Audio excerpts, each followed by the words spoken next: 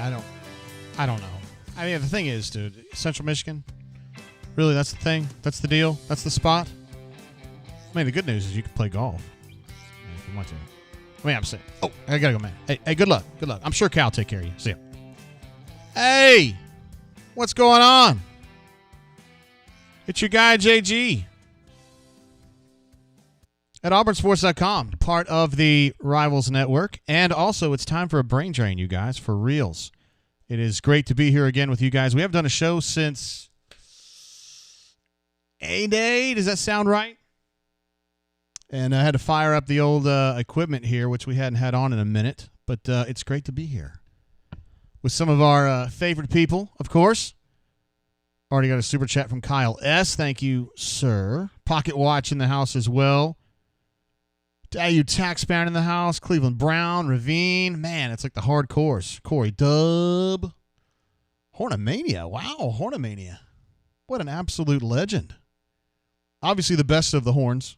Of the three of them. Sterling in the house as well. Wow. What a 10-0. Says he got a PS5. I just got my Xbox Series X like maybe 2 or 3 weeks ago. Sam H with the super chat. My man. Outstanding super chat and also great poster on the show. I would never forget about Ravine, Canoe Man. It's awesome to be back, guys. Got a few extra lights here now to add a little more depth to it. We rearranged the room just a little bit, and as you can see, we're missing our little background's not quite there. We have a plan, wifey and I. I'm sorry, administrative assistant and I have a plan for what we're going to do back here. It's not quite realized yet, but we are going to get there eventually. Yes, indeed. Let's go to our bourbon of the day today, which is going to be the Woodford Reserve Double Oaked, but this is a very special one. This is the River Region Whiskey Club special pick. I guess you could say, part of the River Region Whiskey Club, although I don't pay dues or anything. I appreciate them doing the picks, and I drink what they offer me. And a few of those guys have either muled for me or sold me stuff, and they're just good folks that love bourbon, and that's my kind of people right there. I got this one from my main man, Aaron Reynolds, who hooked me up with this, I think, on Wednesday. I am myself not a huge Woodford Reserve Double Oaked guy. My neighbor, Cuz, loves it. Pocket Watch is going to add a plan. Absolutely. We're going to definitely put a plan on that bad boy when we finish it. I've got some other stuff over here. Anyway, my issue with Double Oaked is that, to me, it tastes a little ethanol-y. I don't know if you guys feel that. A lot of people think it's very sweet, and I definitely think that's true. But to me, there's just a little too much ethanol in it. And what's weird is it's only, 91 proof, 90.4 proof. So you would expect it's not really hot per se. It's just kind of ethanol-y. Anyway, this particular barrel pick, I don't think has that in it. So it's got a slightly different twist on it, and it takes that part of it out. And so for me, that's a go. So let's go ahead and get this first pour out of the way. I guess this technically is the first pour of this season, since we are kicking off here. I guess that we're going to start doing them every Saturday from this point forward. To a great fall. Hey, your tax man who certainly knows his bourbon says either tastes awesome or tastes like toothpicks to me. Give that one a favorite. Sam H says the show is as fancy as the bourbon. Hey now. Canoe Man says please go with a fern on each side because you want it to be between two ferns. I get you. I like that show as well. All right. Let's see how I can put these super chats up because they've changed it a little bit. I want to give everybody a shot here because we've had some super chats that came through very early, and I want to definitely give folks an opportunity to see that. Kyle S., of course, with the first super chat, I guess, of the season, we'll call it. Appreciate you, bro. Also, Pocket Watch jumps in with a wiggle. Appreciate you, Pocket Watch, for being here. Cleveland Brown says I'm not late. Of course not. Sam H. in the house as well. What up, Sam H.? Awesome to have you here, bro. And Canoe Man. He says a summer show. Yes. It is technically summer, isn't it? It is technically summer. It doesn't feel like it. To me, it's like we just started fall. Like this is the first taste of fall, you know. Oh boy. back-to-back super chats. One from, thank you, Canoe Man. You're an absolute legend, and you know that because I may have communicated with some of y'all earlier today about this. Ravine says, can't wait to get the Harsin era started on the plains. So great. I guess to see everyone here on the drain. Ravine, man, we're looking forward to an awesome season, bro. And I know you're going to be awesome as part of the show. Adam S. jumps in as well. What a legend. Says, missed this, JGT. Hope you and the AuburnSports.com crew as well. P.S. Hire Clementine full-time. Yeah, so about that, Clementine is definitely, he's full-time with us. He's a fully accredited member of the AuburnSports.com community. And I fully expect Clementine to be here for a long time, many, many years.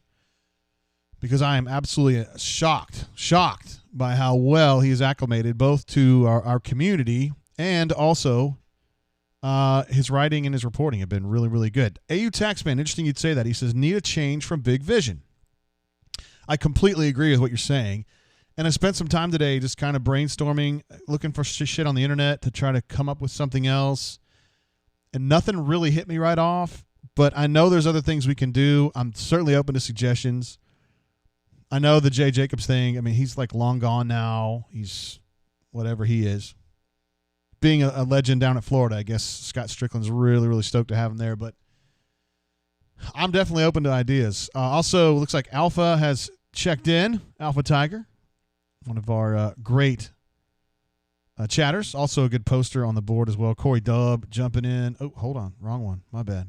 Corey Dubb jumping in. Corey Dubb, with whom I have dined. I can now say that. The best AU show on the webs is back. Also, Virginia double dribbled. That is never not wrong. It's never not wrong. Because they did. A lot of people want to focus on the foul, which is kind of 50-50, but the double dribble is not 50-50. You either did or you didn't.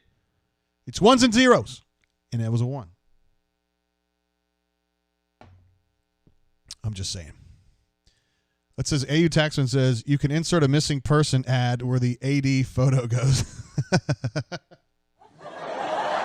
Sorry, a little loud there, my guy. My bad. It's good stuff, AU Taxman. We still got some of our sounds waiting for the perfect time to use these. Canoe Man seems confused that AU Taxman would like Big Vision. I just feel like it's a little bit played out. I mean, it's perfect for when we started, right?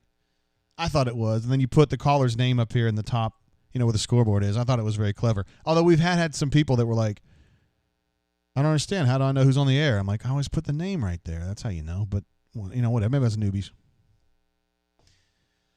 Anyway, we got some stuff to talk about, you guys, for real. Big Cat Weekend is about to start. Although Big Cat Weekend is really kind of a Big Cat day. It's going to be on Sunday, starting early, and they're going to be doing a lot of the stuff that, they do. And the kids will probably be leaving, mid-afternoon. And we're definitely going to be there en masse to see what we can do. If we can talk to kids, if we can't, we will continue to pursue them throughout the night and then into next week. I try to get some reaction. The emphasis, I should say, on this Big Cat Weekend event is family. Not that it isn't on a normal day, but I think they really want to try to get some families here and meet with people and really kind of work the families more so than the kids. I felt like in talking to some people that are involved with the event, I thought that was the area of emphasis. So, Big Cat Sunday, and they do have some kids. I was able to confirm earlier today that Omari Kelly, the wide receiver from Hewitt-Trustville, 4-star, is going to be here. And I think that's big. He likes Auburn, so it's not like shocking that he would be coming. But he's being courted by Alabama, being courted by Auburn to some degree. Central Florida is in on him. LSU is in on him. Georgia's in on him too. I think they like him. I don't necessarily know that they love him yet, but you know how it goes over time. He's a good kid, and they like him too. And then Damari Alston is another one who's here or going to be here. And I would definitely put him on commit watch if possible. If there is such a thing. Kudaman says, never dumb things down. Some people just cannot be helped. Yeah, let's try this one. Sometimes may be good, sometimes may be shit. Yeah, those are my ideas. Sometimes may be good, sometimes maybe not. It's pretty good, this double oak, Joe. sipping on it a little bit. As you guys know, I think more about basketball than I do football a lot of times now. When we're in season and whatnot, yeah, I know what drives things. I know. Yeah, Alpha's first question. I was going to say I think about basketball a lot, and I had some basketball stuff I wanted to show you, but we'll get to that. We got plenty of time. Corey says, Alston is committing tomorrow. No, that would definitely be what I would expect. Why Avocado says, Texas OU, what'd it do? I tried to tell you guys. Well, I mean, I didn't break the story. The guy at the Houston Chronicle broke the story, but when we were talking about it that night, a lot of people were like, wow, this must be in the really early stages. I don't know about this. I'm telling you guys, when that stuff gets out, it's done. Okay?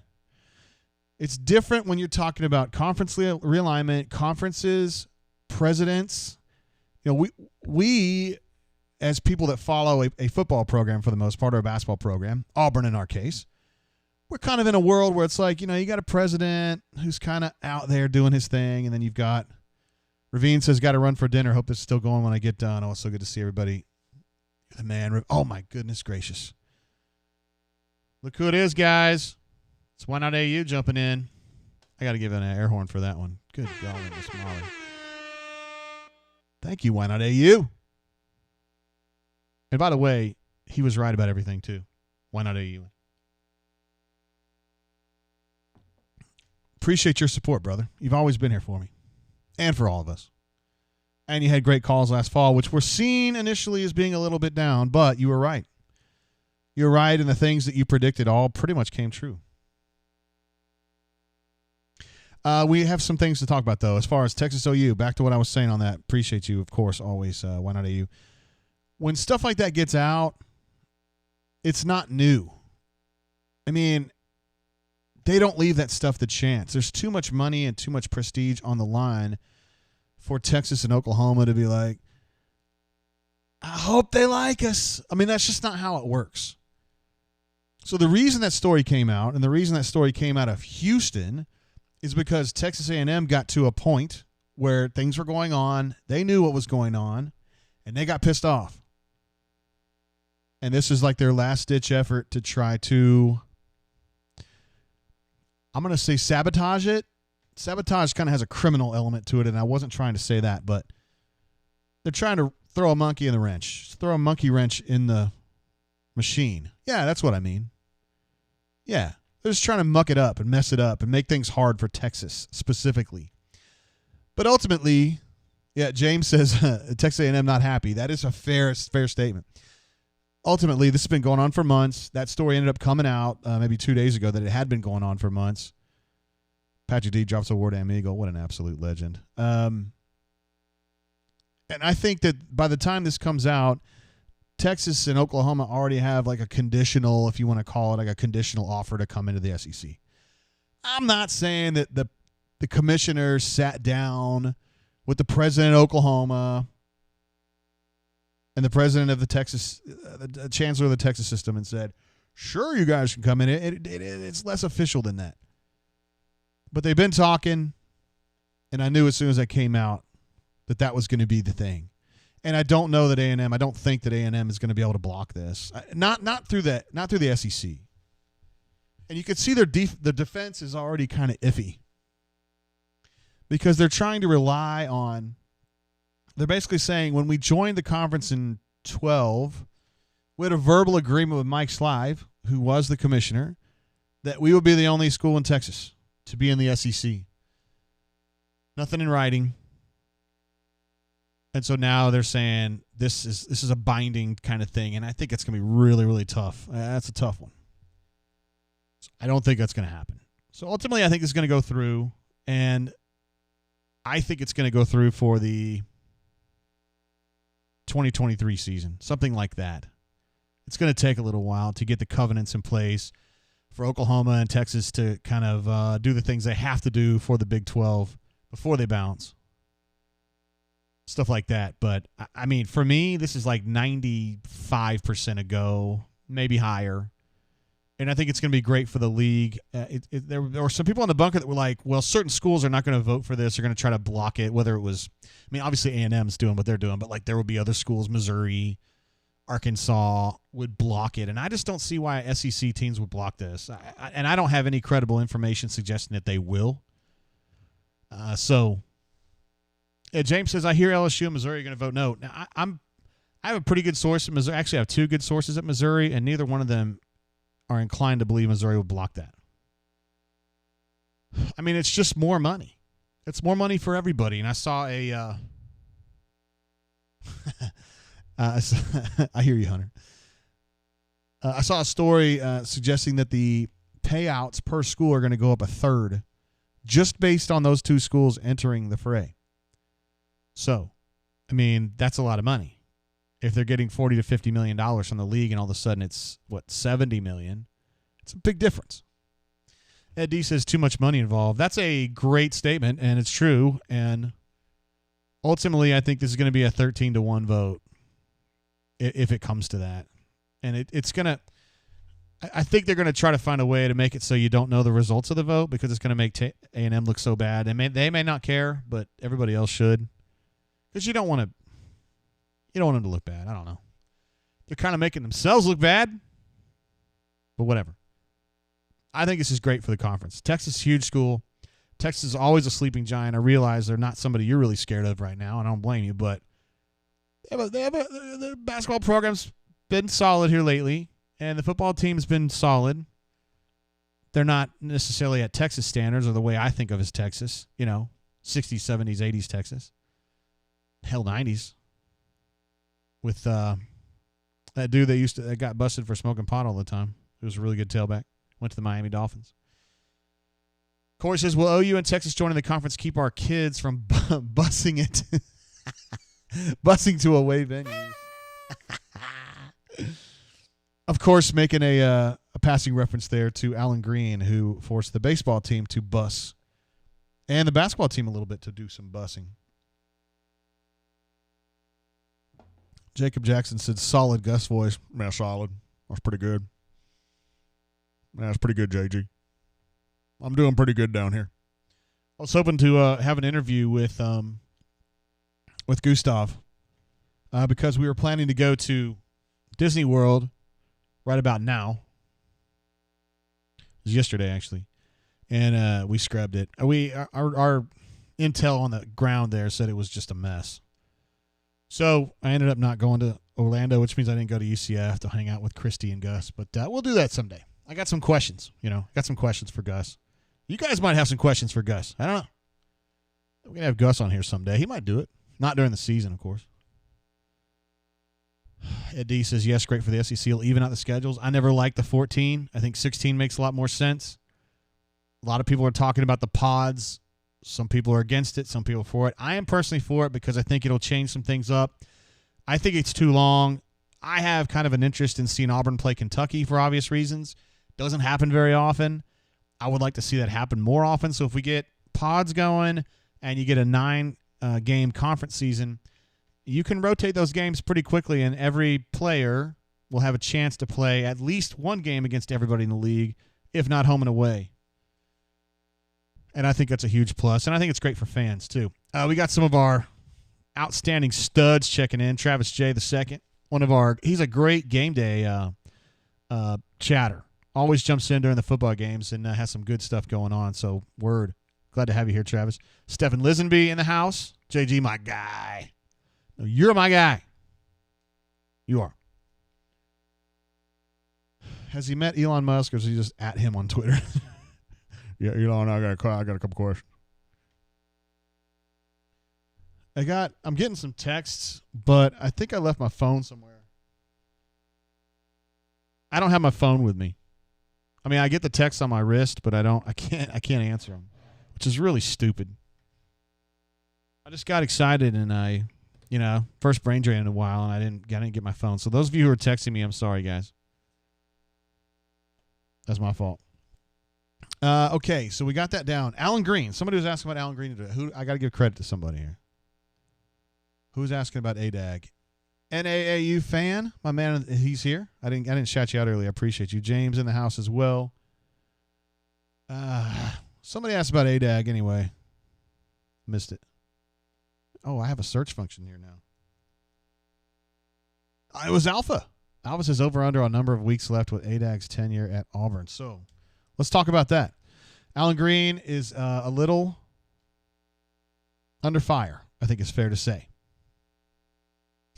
Of course, that was me sending a selfie. Hey now. Alan Greene, definitely under fire. Not a particularly popular person inside the athletic department right now. I do mean the building. I should say athletic complex. I got to be careful with what I say here because I just, it's a complicated situation. You guys know I love Alan Greene. I like him a lot on a personal level. He's one of my favorite people that I know. And so I want to be fair. I feel like if I'm not careful, the things that I say, I tend to take Alan's side on things because I like him a lot. We all know he's up against a lot of headwind, any AD that Auburn is. And we talk about, Alan was obviously an outsider, and he's facing a lot of headwinds because he's an outsider. But remember, Jay Jacobs was an insider. He was the ultimate insider. He had been a strength coach at Auburn. He had been a fundraiser at Auburn. He had been at Auburn the whole time before he was an AD, essentially. And he faced headwinds, and he had problems, and he didn't get as much done as he could have. So it's not really the outsider-insider thing.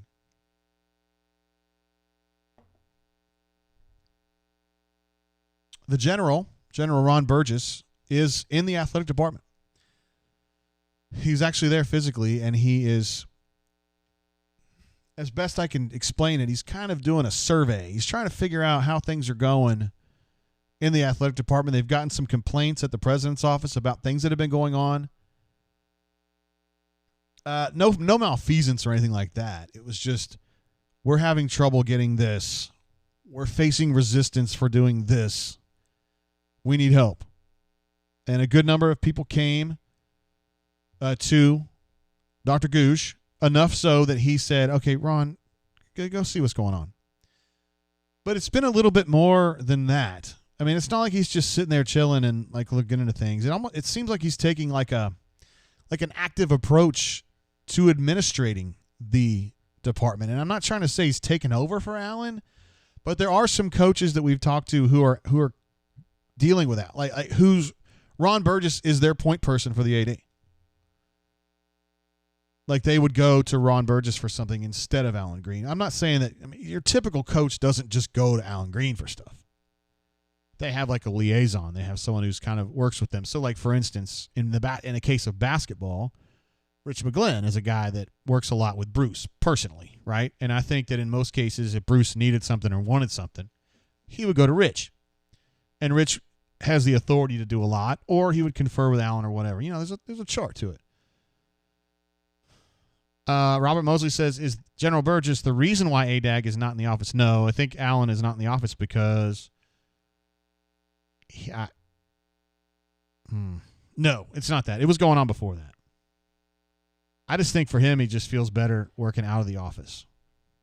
Like from I don't know if it's a COVID perspective or a safety perspective or however you want to look at it. But, I mean, it's not like he's just hiding. Like, he's out. Like, the other day they did a thing at the, I guess, the dig site, if you want to call it, where they're doing the football complex, right where the old track is. And he was out there with Harsin and whoever else. I mean, it's not like he's hiding. He just doesn't necessarily come in the office. And really, I mean, he does Zooms and he calls people. I mean, it ain't like he's disappeared or anything. Grindworks in the house. Oh, man. This is how you doing, JGT? Great to see you. Grindworks is another good one. Good game day chatter. Appreciate you being here, buddy. AU Taxman says, is ADAG working or meeting with Burgess? My understanding is no. He is not. Those two guys are kind of working separately. I think it's confusing to some people, and then other people are mad at Allen and they'd rather work with somebody else. And Burgess has been the kind of guy where when they come to him and ask him for something, he's like, we'll get that for you. And they like that. Of course they like that. That's what everybody wants. When I go to administrative assistant and say, hey, can I get a new Xbox? I want her to say, hell yes, you can get an Xbox right now. Anyway, Stephen says, JG, what are you sipping on tonight? Tonight I am sipping on a barrel pick. This is a Woodford Reserve Double Oak barrel pick from the River Region Whiskey Club here in Montgomery. I guess Prattville. Millbrook, also probably represented by the River Region Whiskey group there. And Aaron Reynolds, my main man, who helped do this pick and helped distribute it to the folks in the group. He's a legend. He is an Auburn fan, he told me the other day, even though he drives a crimson-colored car, which I personally wouldn't do. So that's what I'm drinking. Robert says, catch the quotes, JG. No, I know what you were saying. I understand what you were saying, but I've had some questions on the bunker that I didn't feel like people understood. I know you do, but I think some people are like, he ain't working? I'm like, no, he is, I promise.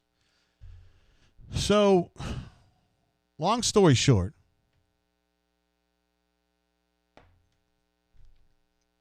I don't think that Allen is going to be here a long time. And in a way that bothers me a lot, because I think he's a real, you'll never change my mind on this, he's a good dude.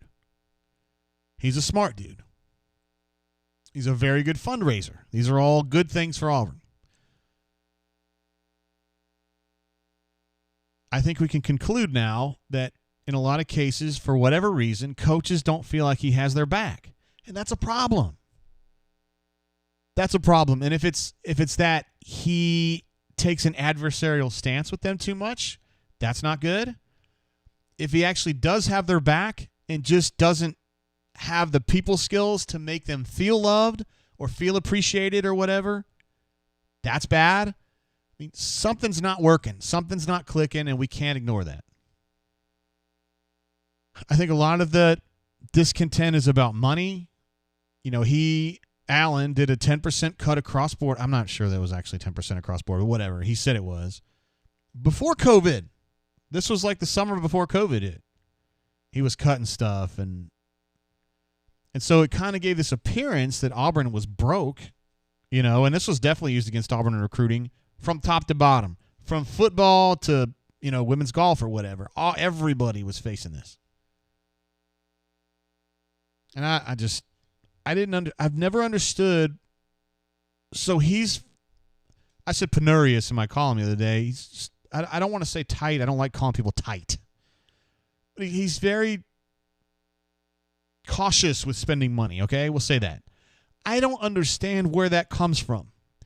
Because if he is tight with money and it's because Dr. Gouge tells him to be tight with money, then why would Dr. Gouge then have a problem with him being tight with money? Or why would he send General Burgess to go investigate when he knows damn well what the problem is? The problem is that he told him to be tight with money. I don't think that's what it is. I don't think the Gouge told him that. So I don't know where it comes from. I don't know why Allen is that way. And I have asked Allen that question, and the answer didn't make sense to me. Digital Tiger asks a great question. How does this affect Harsin? Well, it doesn't really affect Harsin very much. It probably affects him less than anybody, him and Bruce, than anybody, because both of those guys get everything, most everything they want. They have big budgets. The issue with Harsin in particular is that he was hired by Alan Greene, but I think the wise thing to do now for Harsin would be to try to distance himself a little bit from Allen, because I think Allen's toast. I really do. I'm not stoked about this development, but I'm just trying to tell you guys what I sense and what I feel, what I see, what I hear. So at that point, I think he just needs to separate from him. I was talking to somebody the other day who's in the we'll call it in the football operation. And I was telling him about this, and he was surprised that Allen was in this much trouble. He knew that Allen had haters, but he didn't know that Allen was like actually in trouble. And he said, well, would a great football season fix it? And I thought, I don't think so. I told him, I don't think it would. He was like, well, if we win 12 games, it wouldn't save it. And I was like, I don't know. The people that are mad at him are still going to be mad at him. And I don't think Harsin's not leading this charge. Harsin's not leading this charge. Kyle S. says maybe they spent too much on Gus's buyout. LOL. Let's laugh about that because we can. Thanks, Dr. Leith. Great idea. I I mean, I do think that the buyout affects things. Yeah. And I think the fact that they're kind of behind the 8 ball on the football complex. And Auburn, Patrick D knows what I'm talking about on this. Auburn's behind the ball big time when it comes to facilities, right? I mean, they don't have – Auburn Arena's nice. No issues there. Jordan-Hare is – I don't even want to say where it is in the SEC at this point. I mean, it's in a double digit. It's at least 10th best. And it's probably lower than that. And, I mean, it's going to take tons of money to fix that problem, and I don't even know how they're going to get to that. I don't know. Somebody was asking on the bunker about that day. It was a great question. Like, are we ever going to do any substantive upgrades, meaningful upgrades to Jordan-Hare, and instead of slapping a TV on the top or putting a Lego in the corner? I don't know. In baseball, I mean, when I got here in 98, baseball was absolutely unbelievable. As nice a park as you would see anywhere in college baseball. You know, Alex Box wasn't pretty at the time. It has a ton of people. It's a great environment, and same for Mississippi State. But I thought Auburn had one of the nicest parks in all of college baseball. I would not say that now, although I like Plainsman Park just fine. It's just very old, hasn't been updated very much, and there's a whole backstory to that too, where you know Butch has raised some money on his own. Some money has been pledged on his behalf to do baseball stuff. And then he wasn't able to do it. It's complicated. It's a complicated web we weave, peoples. Robert M. says, any time to discuss Under Armour tonight. Good point. The Under Armour contract is going to be up for debate, renewal, as it were, soon, negotiation. I would think that Auburn would be wise to get out of that, to end that relationship. Under Armour seems like a sinking ship. At one time, I felt like they were making a lot of progress in football.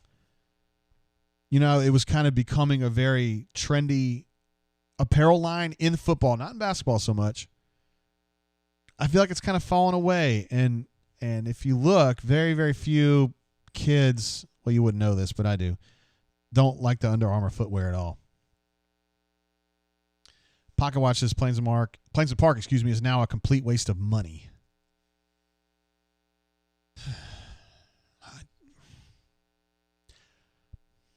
I spent a lot of really fun nights and afternoons in Plainsman Park, and I don't ever want to think that about it.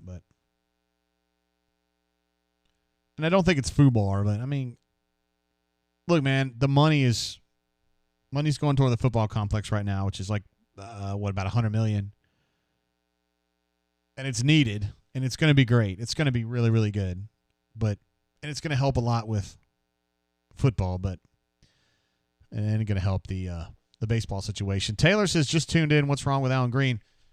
A lot of folks just mad at him within the department, and Jay Gouge has asked his right-hand man, General Ron Burgess, to go to the athletic department and try to figure out what's going on with as far as the disconnect between Alan Greene and a lot of the people, a lot of the coaches that work, in the department.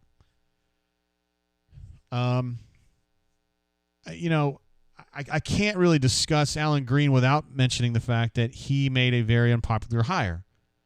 That's not to say that you and I and the folks watching the show dislike Harsin. I don't think we have enough data to know that. But we also know that a lot of people wanted somebody else to be the head coach at Auburn and were working very hard behind the scenes to make that happen. They weren't even thinking about Brian Harsin. And when Alan Greene kind of did the end around and made that hire, there were some very upset people, and you just kind of have to always keep your eyes open that those people are going to try to get Alan out. Now, I don't think this deal here is like manufactured, that somebody called in a favor to say, hey, can you get Burgess to go? I don't think so. I could see a situation where maybe the flames were fanned a little bit, make it feel bigger or more serious than it really is, to create a bigger problem for Allen. But the problem itself is not manufactured. I think it's legit. Daniel P. in the house says, JG, who just gave me a thumbs down? Who did that? I hope you step on a Lego in the middle of the night now. This is BS.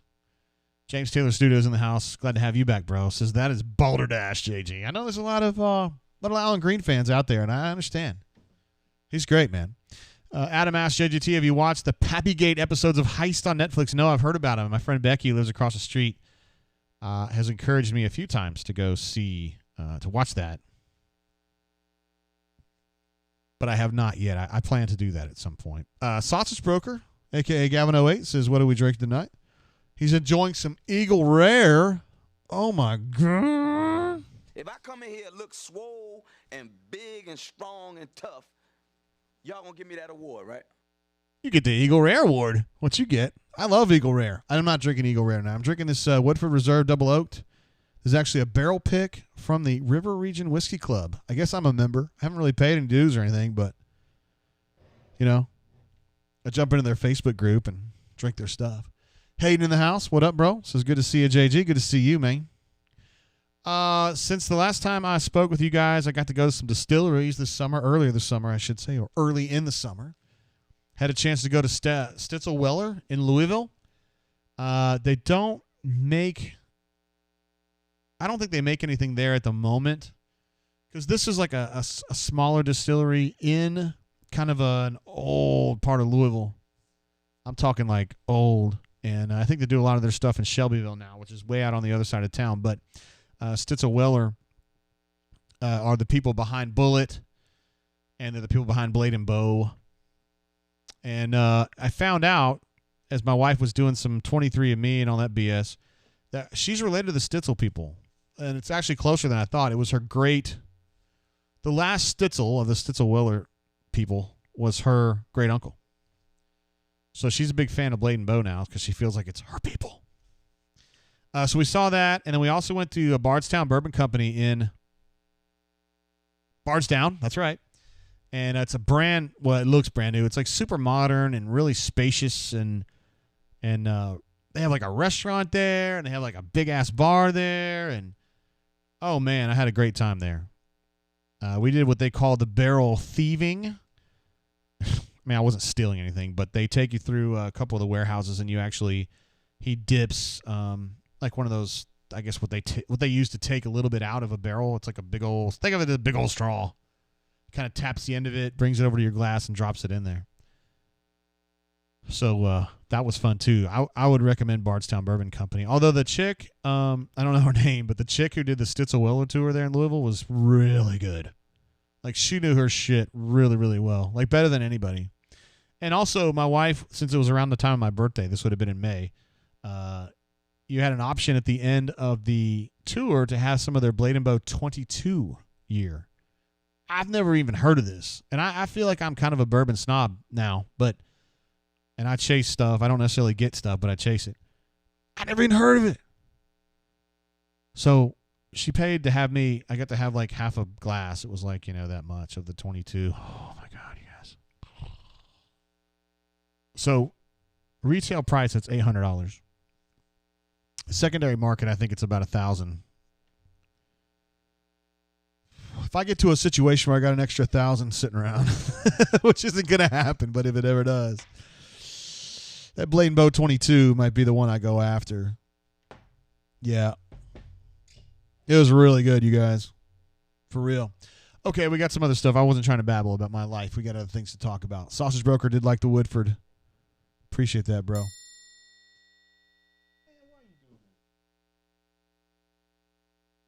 I don't know why you're doing that. Not you. My machine over here. That's all. All right, let me see. What else we got? I know I missed a lot of stuff here. Canoe Man says Bardstown Bourbon Company screams PE money behind it. I don't think I know what that means. I should know what it means, but I don't. Elijah, what up, bro? Says, who's the better long-term hire? Sam Pittman at Arkansas, Mike Leach at Mississippi State, or, spelled incorrectly, Lane Kiffin? Well, that's a great question. Those guys all fit. I think Lane Kiffin's the best coach out of them. I think he's a good recruiter. I think he's a great salesman. I think he is the Bruce Pearl of football. And I think he's a great play caller. He might be the best play caller in college football. I think the guy's insanely good. So I would say Kiffin. But, I like all of them. I don't think Pittman's going to be super great, though. Becky says private equity. Canoe Man also says private equity. I think that's 100% accurate. Hell yeah. Yeah, private equity. That's exactly what's going on there. Hey, you tax man. Says he got to enjoy some Booker's 30th last week. Let me see if I can find one for that one. Yeah, on Monday, I won't make it on Monday because I got someone calls on Monday. Because I got some Bookers on Monday. That's all. Hey, you tax man, I bet he's had better bourbon than I've ever had. I've ever even thought of. My phone number is Lincoln Riley and Sark are better play callers. I think that's fair. Lincoln Riley's great. Sarkisian's great too. Yeah, he had some great players though. We'll see what he does now that he's at Texas, but yeah, they're both really good. I mean, dude, you're splitting hairs. I think Lane Kiffin's great. Lane Kiffin doesn't have half as much talent as Lincoln Riley and Sarkisian had at Alabama. He may not even have a quarter. Well, he probably has a quarter, but he still does a lot of damage. Sterling jumps in with a super chat. What an absolute badass. Look at the avatar. It says hit the like button, beaches. I think you guys should hit the like button. That's just my personal opinion. Hold on, Corey. I got you because I love talking basketball, and I've got something I want to show you guys too. Canoe Man says, Did you see the full bourbon offering at the bar in Bardstown Bourbon Company? Disappointed. I did not. When I showed up, they were obviously low on inventory. I was disappointed. I was able to get 2 bottles of the Prisoner BBC. It's it's the distillery collection of the Prisoner bourbon. So it's Bardstown. It's essentially fusion put into wine casks for like 6 months. Excuse me. Kyle, I see you, and I'm going to answer that in a second. Got the distillery collection, and then my homeboy and homegirl across the street, I sold them, I guess, at cost or whatever, another bottle of that stuff. I thought it was really good anyway. Airhorn, Ed D, thank you, bro. I totally forgot about that. This is for Sterling. Legend. Sterling and Patrick D and all you guys. Sam, appreciate you. Canoe Man, Pocket Watch. So many legends out here. Okay, Corey says, basketball question. Jabari lead the team in scoring this season, JG. Okay, let's get on the basketball tip here. Your boy put together a little depth chart, okay, and I ran this by somebody who would know, and he said, oh, my God, Gavin, what are you doing? Look at this, guys. Gavin jumps in with a 50. Says, please try Uncle Nearest if you have not. First things first. There you go, Ed D. I got that. Is D Lucky in the house? Is D Lucky's in the house? All right, Gavin. First of all, you're an absolute badass with a great avatar. Thank you very much for that. Secondly, Uncle Nearest. I had some this summer. I was in Louisville and had some. I don't even know if it's from Louisville. It was good. It wasn't the greatest thing I ever had, but it was good. So you're wise to be drinking that. Wow, we got D Lucky in the house too. Of course, we got Gavin in the house as well. Let's see. Elijah says, I'm from Fayetteville. I'd like a Desi Sills take as well. Great question about Desi Sills. So Desi Sills was a grad transfer who was going to transfer. He really wanted to transfer, and Auburn wanted him transfer to Auburn. Turns out he was in a degree program at Arkansas that did not translate well to a degree program at Auburn. And some of the details are sketchy to me. I'm trying to remember exactly what he was studying. It was something like sports management or something like that.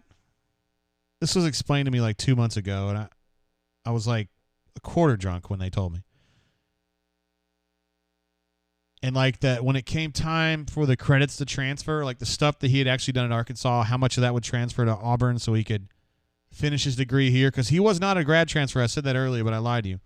He was a traditional transfer, a one-time transfer is what he was. And his stuff did not transfer very efficiently. So instead of showing up here and like taking a semester or whatever and finishing it off, he was going to have to go like a year and a half. And so ultimately he was not willing to do that, which I don't blame him. And so he ended up at Arkansas State, which sucks for him for sure. But that's what happened with Desi Sills. And he is such an incredible defensive player, and he also gets hot from three. So he's a 3-and-D guy, right? I think he would have been great. However, I do want to say this.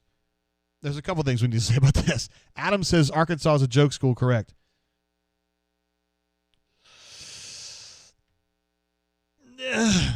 Secondly, I don't remember what I was going to tell you. Oh, they got KD. That's why. They got KD Johnson from Georgia after that, subsequently. KD Johnson, to me, also is a great defender, and I think he gives you a little bit more on the scoring end. So, to me, he's a better option than Desi.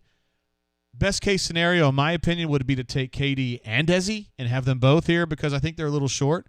They've really only got 11 dudes, which is enough if nobody gets hurt, but it would be nice to have had Desi, and they would have loved to have him. He wanted to be here. Everything was good. They just couldn't get his credits to transfer the way they should have. And he was going to be behind. Cleve C is in the house, one of our all-time badasses.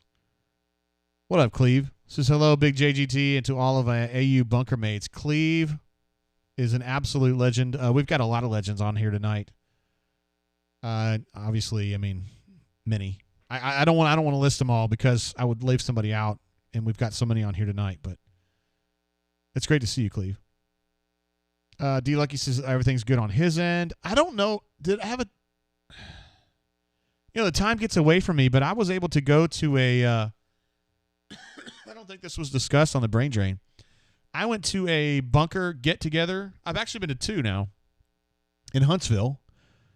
For whatever reason, well, we have a lot of great bunkers. They're everywhere, but there's like this little enclave of bunker people in Huntsville who are like absolute just legends. We're talking about. Think about all the legends that are in Huntsville. As we get a super chat from one of them, Easterwood, who just super chatted us. Appreciate you. Hey, Gavin, you're the man, for real. This is for the Fired Jay Lee Fund. Y'all thought I fired him. I don't know what that was all about. All the Huntsville legends. Okay, we got Easterwood, obviously. We got Big Blue. We've got D Lucky. We've got Arch. We've got Dob the Bomb. We've got some other dude. And some other dude. Oh, we got Homie and Homegirl. Yeah, I forgot their names. I know I'm missing somebody else, but those ones I just ran down. We had all of them. No, I said Archie. Archie's definitely one of the key cogs there. We met over at Dob the Bomb's house, and look at Taylor says, Huntsville people, let's link up. Bro, we already did. Anyway, we did a bourbon tasting at Dob the Bomb's house in Huntsville, and the people that I just quoted were there. Huntsville Tiger 34, absolutely. Thank you, Easterwood. You're the man. He was there too, and I don't necessarily get Huntsville Tiger 34 on the board as much, but I get him in real life, and he's an absolute stud. He's so fucking funny in real life. And I get, like, once I met him in real life, like, I kind of got him on the board better. Because I didn't understand where he was coming from. But then when I met him, I did understand where he's coming from. Because he's just kidding around. Goose Fat Waterfowler says, JGT, great to see you. What is your thoughts on which freshmen we will see help this year and which ones could be breakouts? Great question. I assume you're talking about basketball. I was just teasing. I know you're talking football. Hunter says, my man Hunter's in the house. If you Huntsville people didn't throw down at Sammy T's, we ain't cool. We had a great time, though, at Dob the Bomb's house. And I'm telling you guys right now, like, I'm going to go the rest of my life, and I will never see a single person with a bourbon collection that equals what Dob the Bomb has. I don't know how he does it. He has shit that I didn't even know existed. And, I feel like I know. I feel like I should know this stuff. He had so much stuff that, I don't even know where to go with it. Like, he has so much.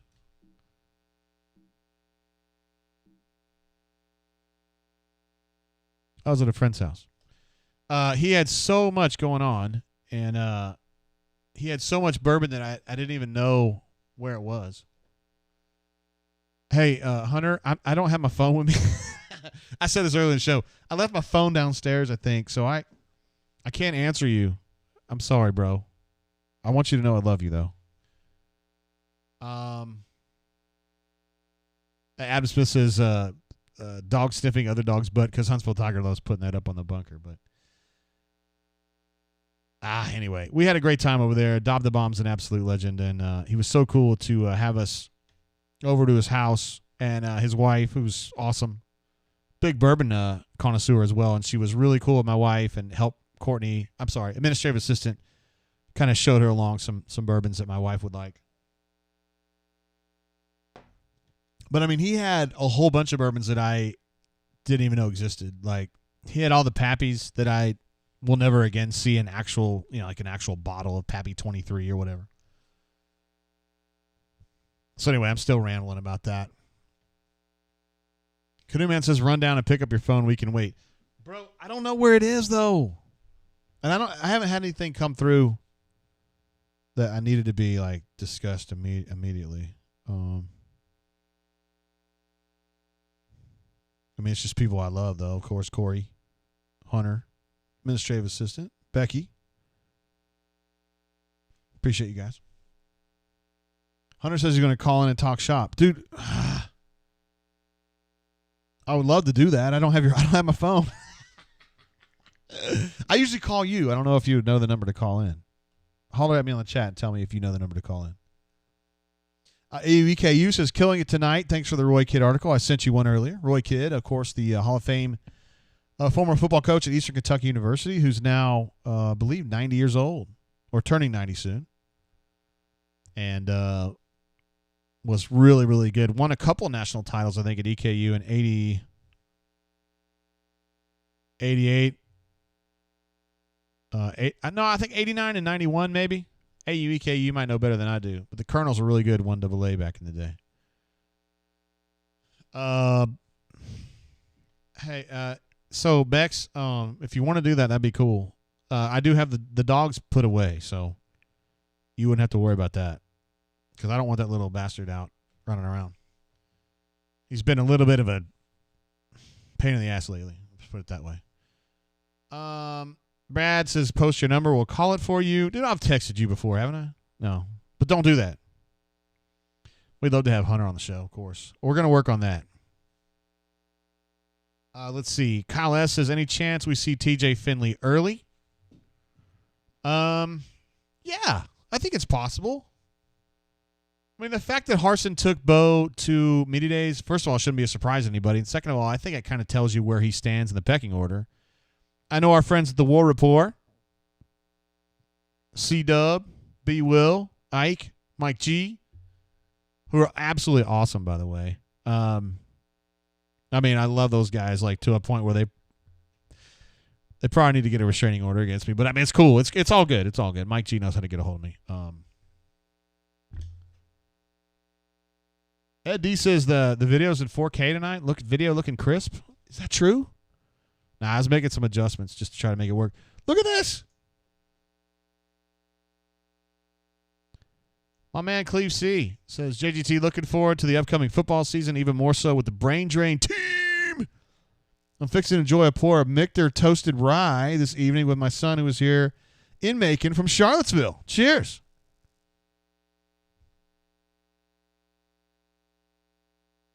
Cheers to you, bro.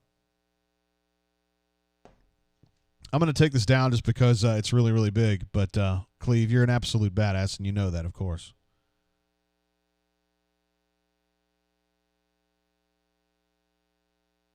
Where did I leave it? Is that true? What's going on? Hold on, guys. I got to talk to Becky.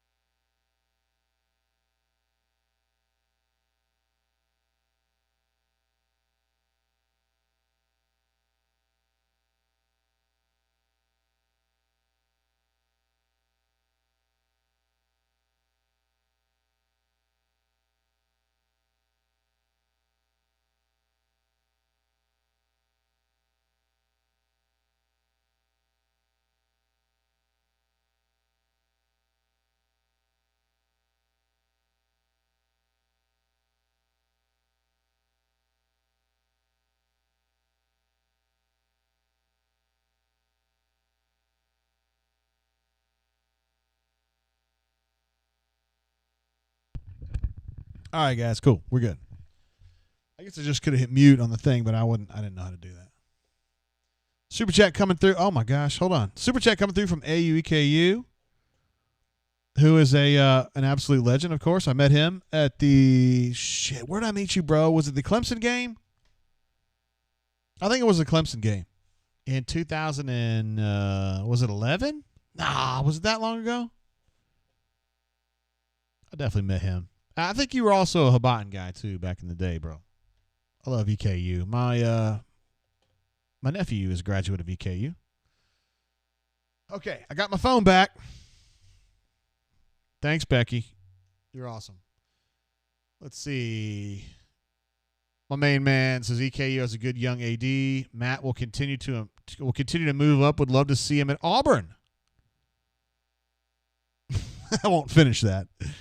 I don't even gonna say who you are because you're a secret. Yeah, you're a secret. Is Leif B here? Leif, my man, I was just thinking about you the other day, bro.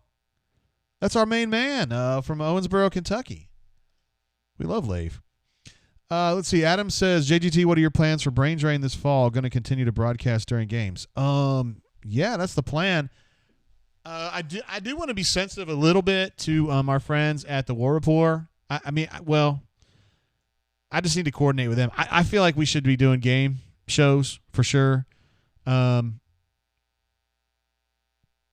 So we'll just kind of see how that goes. Yeah, I'm planning to do game shows. Like, for instance, I know for a fact that at Penn State I'm staying here, and BMAT and Christian are going to go. So that's kind of what. Yeah, we're going to be doing that. Leif, I'm so stoked to see you, bro. But, of course, we're hooked up on is it the Facebook or the Twitter? I can't remember which one. I've been seeing you, bro. Hunter says, JGT. Oh, man, I lost my ability to make sounds. Let's see if I can pop it. Ooh, I just got it back. JGT making more with Super Chat money tonight than Jeffrey Lee does with his OnlyFans account. Wait, what? Does he have one? Eddie says War Report and Brain Drain after games will be nuts. I really don't want to. I don't want to go up against War Report, honestly, and just because I feel like those guys, like, you know what I love about War Report? You guys should be watching them if you don't. They do shows on like we present the ones on Wednesdays, and they do Sunday shows too, and they do some other stuff during the week. Those guys, what I love about them, they're like sensible and reasonable. Like they don't get into like gossipy stuff, and they try to do it by the book, man. I love that about them. Absolutely love that about them. Mike G's an absolute legend. He's a stud. He's on par with some of our studs over here. Canoe Man says, I love the War Report. However, they are very different shows. Yeah, but you know what I love about them is they tell you what they are, and they don't make any bones about it. Like they say, we're not insiders. We're Auburn people that really give a shit, and we don't want to be stupid about it. Like that's what they do. So that seems really simple, JG. Well, you know what? Maybe it's simple, but it's pretty damn hard to do. Anyway. Okay, AUEKU, get me straight, because I thought it wasn't that long ago. He says, we met at the Clemson game in 2017. Yes, I remember who you were at the Hobbiton, too. You were named after another Hall of Fame coach with even better hair than Roy Kidd. Corey Dub says, Mike G's Bo bashing is nothing but reasonable. Now, here's the thing. So I love Mike G, and he has been very hard on Bo. And I think that I think his sophomore season was disappointing. I think we would all agree with that. I think Mike goes a little far when he tries to say that Demetrius should be the quarterback or whatever. And that might have been before TJ got on board. I don't know. TJ's definitely ahead of Demetrius at this point. But let's just see what Bo does in a different system with a different head coach who played the position, who has a reputation for being kind of a quarterback whisperer. And not to say Bobo's not. He's been good too, but Harsin has been that way. Let's just give him a little bit of slack. He had a disappointing sophomore year. Let's see what happens. I do think TJ Finley's been good. I do think that. And so prior to TJ Finley getting here, it was between Bo and Demetrius, and listen, Bo was way ahead of him. Despite the incredible throw that Demetrius made in the 8A game, to Malcolm Johnson Jr., which is unbelievable. It's the best throw I've seen, like this year. But with TJ in the picture, I think that tightens it a little bit, and I do think Bo's got to really bust his ass, and I think he's been doing it. Not that he's lazy. I'm not saying that. I'm just saying. I think it's been good to have TJ Finley here, and I think he's been I'm trying to sound like Dennis Greene. He is what we thought he was. Dad of 3 girls in the house.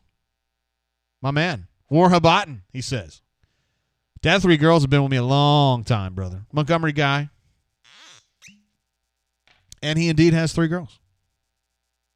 That's not just a clever name.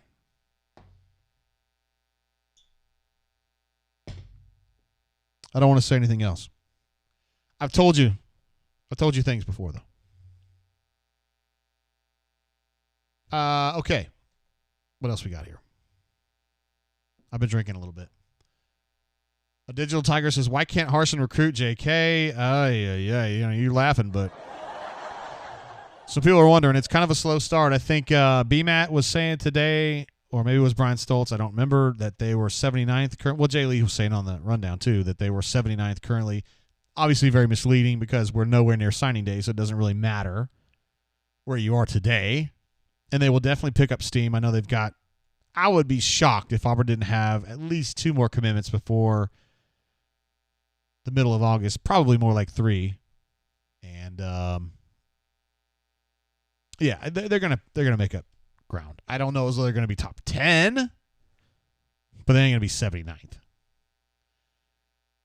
As far as why, we just need to get a little bit deeper into this and then figure out where they are. You know what I mean? Like, we got to get a little deeper because we're just getting started.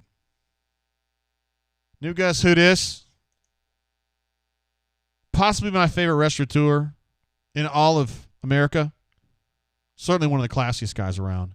So it's good to see the drain is back. I'm in and out, giggity. Gonna have to catch the replays. In and out, in and out, in and out. Sometimes may be good. No, I'm not gonna do that. Let's see. Leif says, first of all, New Gus Who Dis? Appreciate you, brother. Absolute class individual. Hey, y'all. I'll be back at my in-laws. Just brought in a bike for my 4-year-old at 8 at night. Just bought one. Brought it in. Adam Smith asked a great question that I answered earlier, but I'll be happy to answer it again. Could a successful football season save EdAg? So I was talking to somebody. I mentioned this earlier. I'm sorry if I'm going back through this with you guys who have been on the show since the beginning. I had somebody who's very familiar with Auburn football say, well, I know Allen's in trouble. I know he's not real popular, but wouldn't a great football season fix it? I don't think so. I mean, if they went undefeated or something crazy like that, I mean, everybody holds, right? But, I mean, anything short of, like, some miraculous season, I just feel like the problems that are dogging Allen don't get fixed by a great football season because I don't think Harsin's the problem. I don't think football's the problem. I think it's just kind of like general discontent that people don't feel valued by him as to whether it's because he's got a problem valuing people, which I personally don't think it is, or if it's a function of him just not communicating well with them, which is what I think it is. I mean, it's fixable, but I don't know if it's going to get fixed because he's not popular, because he hired he kind of went rogue and hired Harsin. Hunter says AG won. If you're talking about the football coach, he certainly did. James E.S. says, I think Bo has brain freeze in big games, or big road games. So he definitely did that at Florida as a freshman. It was freshman year.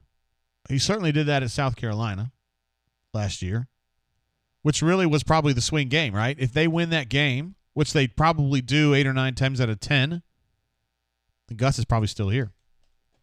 So let that sink in. I don't know how you guys feel about that. It depends on how you feel about Gustav. Okay, I was making reference to this earlier. We got sidetracked by some awesome super chats from Easterwood, Sterling, Cleve C, absolute legend. I know I missed one. I didn't miss it on the page, but I'm missing it in my head right now. AUEKU, what an absolute badass. Appreciate you, Aueku, and he also fessed up about being Denny Crum. He had great hair. Great hair. Basketball, yes, something I've been thinking about. And I actually put together a little depth chart. So I ran this by somebody who would know, and they said, I believe I'm quoting here. If it's not an actual quote, it's very close. I could see that happening. Now, I don't know. That wasn't necessarily the most glowing response that I was looking for, but it means it's plausible. And plausibility is all I'm shooting for here this far out. All right. Here is the JGT depth chart based on what I've seen in practice so far. You guys ready? All right, this is kind of the way I'm seeing it right here. This is definitely subject to change. No doubt about it. Zep Jasper, point guard coming in, College of Charleston. The reason I think Zep Jasper is going to play a lot is for two reasons. He's definitely better as a pick and roll screen guy, okay? Or pick and roll guy, ball screen guy, whatever. Auburn's offense is all about ball screens up high. High ball screens is everything they do. When they went to the Final Four, they had two guys, well, really three, that were great at managing and benefiting from ball screens. First of all, Jared Harper was an absolute assassin when it came to ball screens. Bryce was an absolute assassin when it came to ball screens.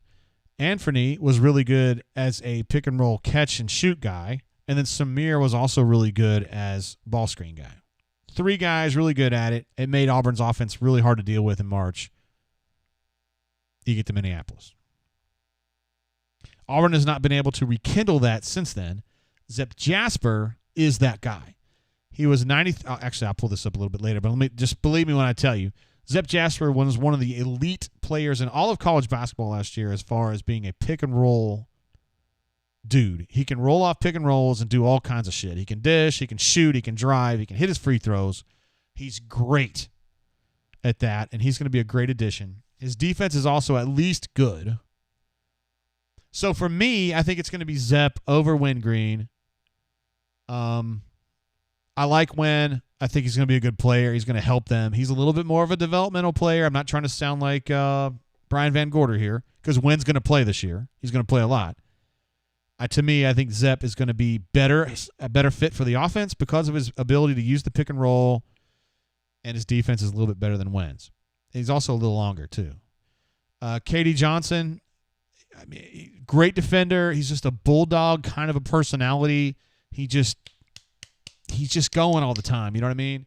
And I think he's the kind of guy that sets a tone both with his personality, because he has a strong personality too, and he's also just very much a fighter on the court, and he gives you really good perimeter defense. So to me, he's going to be the choice at shooting guard. I know you're thinking Devin's played a lot. He's been really good at Auburn for a long time now. This is going to be his third full year. But to me, Devin has mental lapses that drive BP absolutely insane. And I just think that that's going to limit his ability to start and play 25 or 30 minutes a game. I don't see it. You know, he had those games his first year where he would be crazy on the offensive end and he'd score 25. He would hit like 6 in a row. Let's see. Kyle says, I thought KD was a point guard. He's a combo guard, I think, in reality. And he's not a big shooting guard. He would not be a prototypical BP shooting guard. But I think his defense, his fitness, and his bulldog mentality, and also his scoring ability is going to make him good. So that's the deal in Cambridge. I just think mentally he's not quite there. When I've been watching him practice, you just expect him to take that next step and be better mentally, and he's just not quite there. At the 3 or the wing position, Al Flanagan, I think he's tremendous. He's certainly got his haters on the board because he was frustrating at times. But I thought his progress from year 1 to year 2 was insane. I don't know if we've ever seen someone at Auburn and make that kind of progress in 1 year. And remember now, he was having to play point guard the first half of the season because JP went out, or whenever, JP couldn't play the whole season. The whole game. And so Al ended up playing, even when JP was fine, playing 10 minutes a game at point, which messed him up. He's not a point guard. And then JP went out, and Al Flanagan had to play point the whole time. So you got to take it with a grain of salt. He still had a great jump, and I think he's going to be even better. He's in great shape. He's very, very tough. He's in a boot right now, but he's going to be fine. Nothing serious. Jabari. Oh, Chris Moore playing behind him. I think either BMAT or Christian, I can't remember which one, is really, really high on Seymour, but to me, I think he's a backup. Jabari, this is the true freshman coming in. I think he's insane. I haven't seen him play in a competitive game yet, and he's not the craziest athlete you're ever going to see in the world, but he's super, super refined. It's just, if you don't know what I'm talking about, it's hard for me to explain it to you. He just knows where to be. He knows how to dribble the ball. He knows how to shape his body when things get away from him a little bit to kind of stay under control. He's not the kind of guy that goes into like 3-on-1s and I'm going to dribble through 3 people and dunk on everybody. He's not that guy. He's a careful player, but at the same time, he's a quick player. He's long. He's tall. He jumps quickly. He positions himself well. And based on what I've been able to see in practice, I think he communicates well, which this team generally, the older guys on this team do not communicate well. Devin Cambridge needs to be a great communicator, and he's not. Cardwell needs to be a better communicator, and he's not. Flanagan is fine, but he's quiet. He's kind of a lead-by-example guy. Anyway, Jabari, I think Jabari's insane. I think Jay Lee was saying he's the best player that's ever played at Auburn. I mean, hey, Chuck Barkley's in the NBA all-time top 50, so we got a long way to go there. But I do think he's a special player, and I think he's going to be awesome this year. I really do. Jalen Dubb, he's been playing hard. Jalen's been doing what he does in practice. You know, he's an under-control player. To me, he's just a little tentative. I feel like he thinks too much and doesn't react quickly enough because he's thinking too much. So for me, Jalen's a backup. I think he could start at a lot of teams, but I think Jabari is special. Walker Kessler, you know, if you're saying, JG, who's shocked you the most in practice? I don't know who I would pick between Jabari and Kessler because Jabari's great. He's better than I thought he would be. And Kessler is insane. Like, he's an absolutely insane player. Like, I got to go back to my Kentucky days to think of somebody that was as good as Walker Kessler at that size. Because at that time, this is in the mid-'90s, there was a guy that played at Auburn named Nazi Muhammad. And he was on their national championship team. And he lost like 60 or 70 pounds the season before they went to the national. Well, hell, they went to 3 in a row. I'm talking about the 98 season. He had gotten so good at doing what he does in the post. He was just big and nasty. Dude, Walker's like that. He's just a dominating kind of player. He has guard quickness. Despite being 7 feet tall, he jumps quickly. I mean, we've all known like a tall, long guy that's just kind of an oaf. He's like the opposite of that. He's really explosive. I think he's a better athlete than Jabari. I don't know as though he's going to end up being a better player, but he's really good. Dylan Cardwell, he's really fit. He's doing the things that he does. He's great in transition. He plays really hard, but he ain't as good as Walker right now. And then Akingbola Stretch is, you know, he talks a lot. He's got a lot of emotional investment in what they're doing at Auburn. You love to have guys like that. Very coachable. He's getting better. He's just still very raw to me, and for that reason, I put him as the third choice at FC. This is a really good roster, guys. If these guys don't get hurt, if they can more or less keep this 11 going the whole way, that's a Sweet 16 team, in my opinion, because I believe a lot in KD, and I believe a lot in Jabari. And Walker Kessler's really good, too. That first 5, that's a really good group. And I think the backups are really good, too. Jalen's a starter in a lot of teams. Chris Moore's a starter for a lot of teams. Cambridge, I don't know about that. Greene is a starter for some teams. And Dylan Cardwell is a great backup no matter where he is. So anyway, to me, that's a great roster. You just, at 11, you'd love to see another combo guard because I'm not big on Cambridge. And you'd love to see another, like, small forward, power forward, like an undersized power forward. I would like to see that. Corey says Stretch is a liability in the offensive end. Absolutely. He's just kind of clumsy. I mean, he's a good athlete. He's just clumsy. And I think Brian was saying that he thought that Stretch looked better in practice. I hadn't seen that. Kyle S. says, wonder how Justin Powell will be at Tennessee. JP is a guy that I like a lot. There were a lot of rumors going around about him, about why he wasn't playing and stuff, that he was out at bars and he was out getting in fights and shit like that. Like, I'm telling you right now. And I don't really want to say this because I love JP and I'm not trying to make him look bad, but JP's a nerd, man. JP is the kind of guy that sits at home and plays on his PlayStation all night. Like, I'm serious. Like, they make fun of him for it. Like, he ain't out at a bar getting drunk. That ain't him.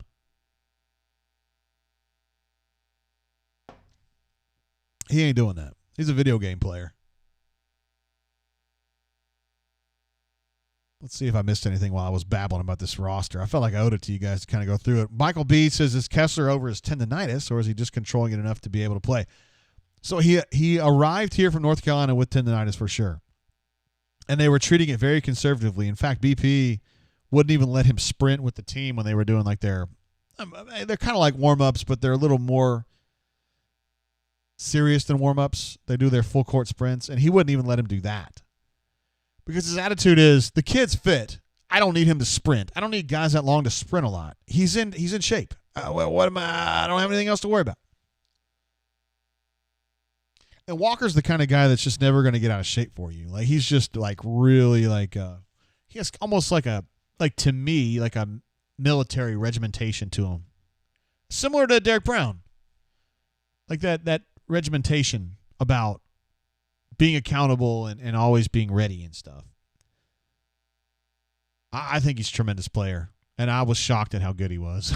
I bet North Carolina's really ruining the fact that he left them. I don't care if you're North Carolina or you're North Carolina A&M. I mean, Walker Kessler's a badass player, and you want him. And he's just inoffensive. Like, he's not like, well, he's a troublemaker. Walker Kessler's as non-troublemakers you can get outside of JP. Hell, this team, there are not a lot of troublemakers on this team anyway. Chris Moore's good. Good leader. Jalen, good leader. Dylan's good in practice. Dretch is great in practice. I know Christian's talked about this a little bit, but communication has been the thing that's really been bugging BP in practice. He's been really pushing his leaders, Cambridge, Flanagan, Cardwell, Jalen, to be more vocal about leading, but they're just not those guys. Dylan is a little bit, but Jalen's quiet. Al Flanagan's like crazy quiet. And Cambridge, I don't even know what he's thinking half the time. He's out of position and just kind of spazzy. All right, anyway, we've done enough of that. I appreciate you guys asking about basketball because I've been watching more practice, because football's not practicing right now, but basketball, well, last week they weren't, but they have been practicing the last month. So I've been to more basketball practices. Just a quick look at the current commits right here. At this point, for me, I mean, you got a kicker, good kicker. Yeah. Jay Fair just committed recently, a wide receiver from Texas. An interesting situation with them. I think he's somewhat well-to-do. He has a jugs machine at the house. So he's one of those kids that just, like, works constantly on the jugs machine and stuff like that. I love that about him. I get a feeling like a Bryce Brown kind of player. I know he's a basketball player, but I think Jay Fair is a guy that's going to need a little time, but he's going to work really, really hard. Hayden G, obviously the quarterback pictured here, did not have a great Elite 11, but he's a good player, and he's super, super pro-Auburn. I don't know if you can get more pro-Auburn than him. And then the top-rated player so far is Micah Riley-Ducker, the tight end from Nebraska, who committed to Auburn, I think, 2 weeks ago. We really like him on tape. Brian did in particular. And Powell Gordon from Auburn and Caleb Wooden, the younger brother of Colby Wooden, who is a defensive end at Auburn. Caleb is actually a defensive back. Michael Bryant says, what's the arrow next to Hayden? That means that's Hayden right there in the picture. Oh, I'm sorry. I'm pointing the wrong way. Nope. That way. That's Hayden in the picture. That's all I was saying. War Eagle 0008, one of our all-time badasses, says, Jay, just saw the show was live. Thanks for doing this. Sorry to be late. Of course, you don't have to say you're sorry, bro. We're glad to have you. So, not a great, oh my God. This is not a great collection of players here yet. But, again, that's 6. They're going to probably sign 22-ish. Got a long way to go. Just give them a little bit of time. Let's go back here to our main page. And, wow. Why Not AU jumps in again. What an absolute legend. Ed D, I got this, bro. So it's for the basketball roster discussion. Loved it all. Appreciate you, bro. I love basketball. You guys know that. And we've had a chance to go to every practice, I think. Last week they were doing individual instruction, but this coming week they're going to be back doing team stuff. So hopefully we'll be out there and have a chance to see more of that. Look at that. We got another legend in the house, Auburn alumni, who's a great caller. Great caller. Lots of great points always made when Auburn alumni calls in. What's up, bro? So much to talk about in this drain. I know we're still in like the opening monologue. We're still just kind of chewing up. Let's see. Harrison is pointing out that I may have misspelled G's last name. That may have happened. I could see that happening.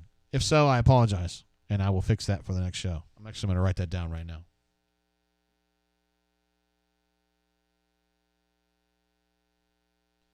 Appreciate you asking. Let's see. War Eagle 0008 says, halftime recap. Don't want to call and be redundant. We're drinking bourbon. We talked about Alan Greene. We talked about Texas and OU coming in the league. That was pretty much a done deal the minute it broke in the Houston Chronicle. We've talked about basketball a bunch. And we talked a little bit about Bo and TJ Finley. TJ Finley's been great on campus so far. Don't know if that's really going to mess with Bo too much as far as the depth chart goes. I think he's going to be the guy, but at least to start with. And there's a lot of people out there, Mike G among them, esteemed member of the extended AuburnSports.com family, I should say, Mike G, who's not big on Bo, and I understand the frustration. His sophomore season was at best even with his freshman season, and I think you can make a good argument that it was a step backward. Elijah says, NIL rules mean we can pay recruits or nah. Let's go with a nah on that one, bro. Let's not get involved in a major recruiting violation. Brad E says, Davis Daniel, former Auburn pitcher, now pitching well for the Trash Pandas up in Huntsville. Good stuff, bro. I did not know that. Captain Eagle Fly Good. Best name on the bunker, in my opinion. Although everything Gucci is very close second. And Boo Red Team. Also great name. Says, anybody seen any good flowers lately?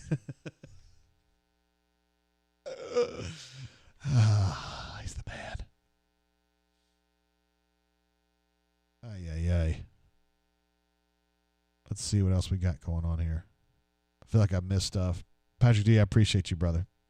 An absolute badass. There's no doubt about it. Kudaman says, Horace did not get enough credit. Horace deserves a lot of credit for grinding all those years. When he was bad, he was still practicing his ass off. And when you do that, it sets a tempo in practice that the other guys have to match. Corey Dub says, why would Bo be concerned about a 6'7" quarterback with a cannon for an arm? Yeah, right. Yeah, I think that's a huge addition, and I think it's one we haven't talked enough about because that's a really good number 2 quarterback, I think. And now I know we saw him play against Auburn early in the year, or last year, I should say. It didn't look good, but there was a lot going on there. Joshua G says, why did Jay Lee almost get refired? That was BS, man. He went on a pre-planned trip, and everybody thought he was fired. Listen, man, I'll tell you guys honestly, I would never, well, who knows what Jay Lee could do in the future? I don't know, but I would never plan to fire Jay Lee. Jay Lee's like a bro to me. Jay Lee's one of my good friends. We've been thick as thieves since we met 2003. Can't say that Jay Lee will be here forever. But I love him. Hell, we're all day to day, as Chiz would tell you.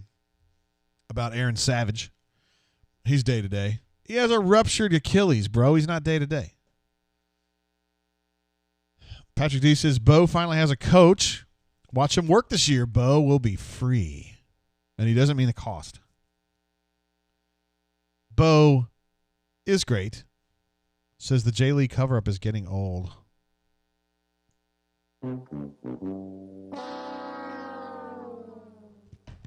I didn't fire Jay Lee.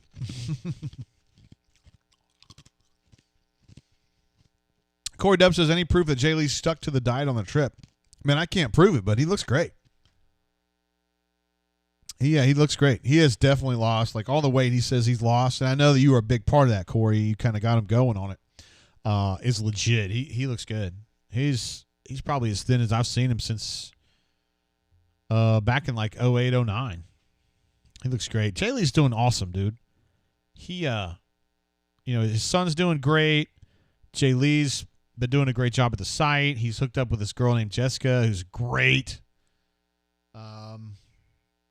Things can't be going better for him. I'm really proud of him. Joshua G says, are the Gianna Hahn rumors true about her coming to Auburn rivals? I do like Gianna. She gets shit on in the bunker for, various reasons. And I'm not real close with her compared to some of the other people, but my experience with her have been really good. So she seems like a nice girl. She was actually my point guard. We played 2-on-2. Me and Gianna against B-Matt and Nate King, I think it was. And I think we won. I'm pretty sure we won. And Gianna was the point guard. And it was pretty obvious when we started playing that Gianna had played before. Like, she's an actual basketball player. So anyway, I like her. I know the bunker hates her, and I don't really get involved in that too much. She is not coming to AuburnSports.com, though. We got a good group here, man. We got B-Matt, Christian, Jay Lee, Brian Stoltz we've added. I don't want to scoop myself, but we've added another person, too. Nobody you guys know. We're going to do some different stuff as far as staffing goes in the future. Actually, a hat tip to my friend Roddy, who runs the Georgia site. Obviously, you know how I feel about Georgia people in general. I'm skeptical at best, but he also has he kind of taught me into hiring some younger guys to kind of be bird dogs and kind of get up with recruits, because people like me and Jay Lee and Brian are older, and we get some younger guys to kind of communicate with some of the recruits that are closer to their age. So we're going to do some of that too. Let's see. Auburn alumni is blowing us up with information, as he often does. Josh G says, I heart marshmallow. What are you talking about? Hunter says, Gianna will send all unvaccinated bunks to Chile. Love it. War Eagle 0008. My man. Super chat jumping in. So happy to be back. War Damn Eagle all. We're glad to have you back, bro. You're one of our great game day guys. Appreciate you so much, man. Harrison Moore says, Gianna and Vitali left within weeks of each other. A true miracle. You guys crack me up, man. Josh is I didn't know either one of them real well. I didn't have a problem with either one of them, but now I do understand why you guys have a problem with my man Joe. Joe Goodman wrote a column in AL.com the other day about Brian Harson's vaccine stuff. And, in my business, I can really like somebody and not agree with what they write about, which is what happened there. I thought that Joe took something kind of small and just, and Joe's good people. Doc Dumpster would even back this up, because Doc knows Joe and he likes him. And Joe Goodman's good people. I promise you that. But I didn't like the premise of the column very much. I had a feeling something like that was going to happen, though. Patrick D again with another super chat. This guy, unbelievable. What a legend. This is the value of a Gianna Fauci super chat. No and big no. Oh, my goodness. Sometimes maybe good, sometimes maybe shit.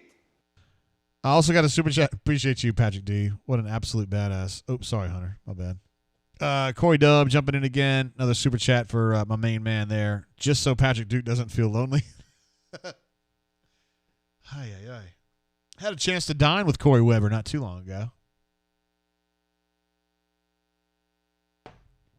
Good dude. Absolutely. Here we go. We're talking about Joe here. Doug D says, let's be honest, Joe is a Corona bro. Not going to argue with you on that part. War Eagle 0008 says Joe is a hack.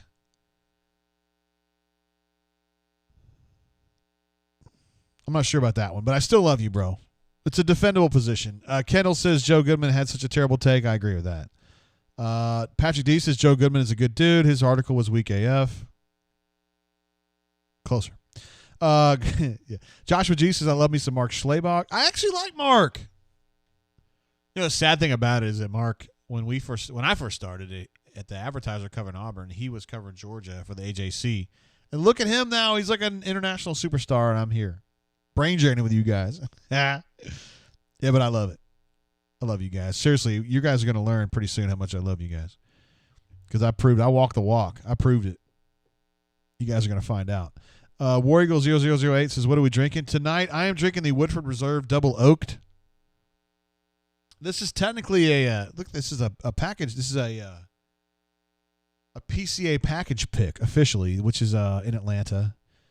No, I take it back. LaGrange. My bad. But this is a pick that was done through the River Region Whiskey Club, which I guess I'm a member of unofficially here in the River Region, Montgomery, Prattville, Millbrook.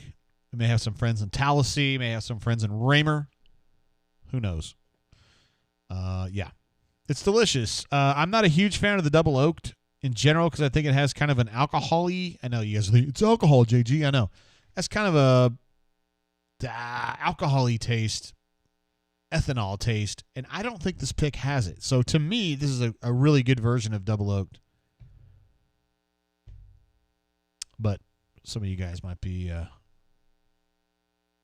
some of you guys might love that or hate that. I don't know. It's really tough with bourbon, man, you know, because sometimes, like, you love something and you love it because you love it.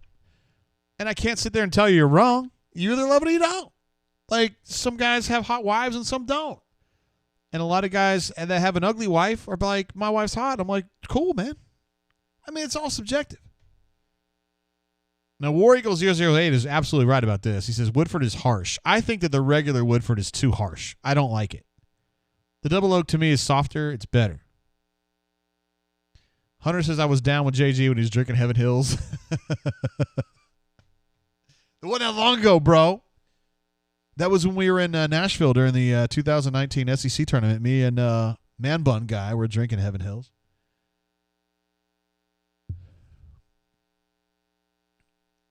Let's see. Auburn alumni says Crepia, James Crepia, who now covers Oregon for the Portland newspaper, says Crepia with the most cringeworthy questions for all Auburn players, coaches, during his time on the beat.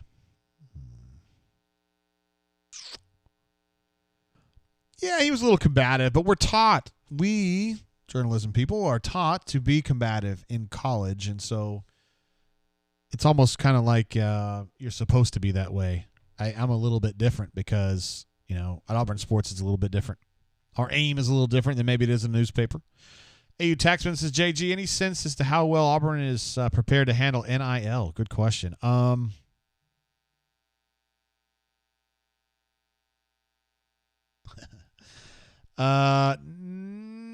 super well, if you want to know my opinion.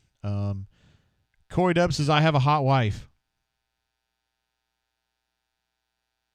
I'm trying to choose my words carefully here because I don't want administrative assistant to get upset with me, but I concur. She's you've done well.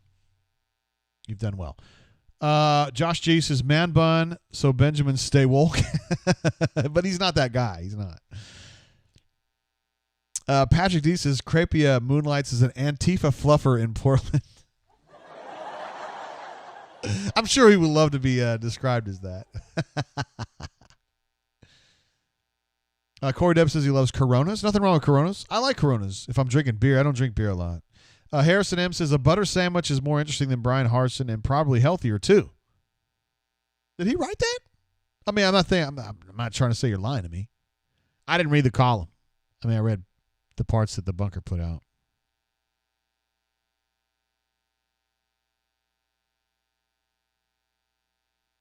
Interesting. Ed D says, JG, what's more important, getting 4 or 5 star players or player development? Probably player development, but it's if I kind of know where we're going with this because you're talking to an Auburn reporter. We're Auburn people. Auburn's got to be able to get 4-star guys though, all the time. Like a majority of an Auburn class should be 4-star guys at least. And it's not yet, but that's not to say that it won't be. And I think if Damari jumps in here shortly, that's another 4-star guy, and you kind of get going from there. Brad E. jumps in again with, I believe, your third super chat of the show. This is for the Hire Marcelo Fund. I don't think that's going to happen. And me and Brandon, I don't know as though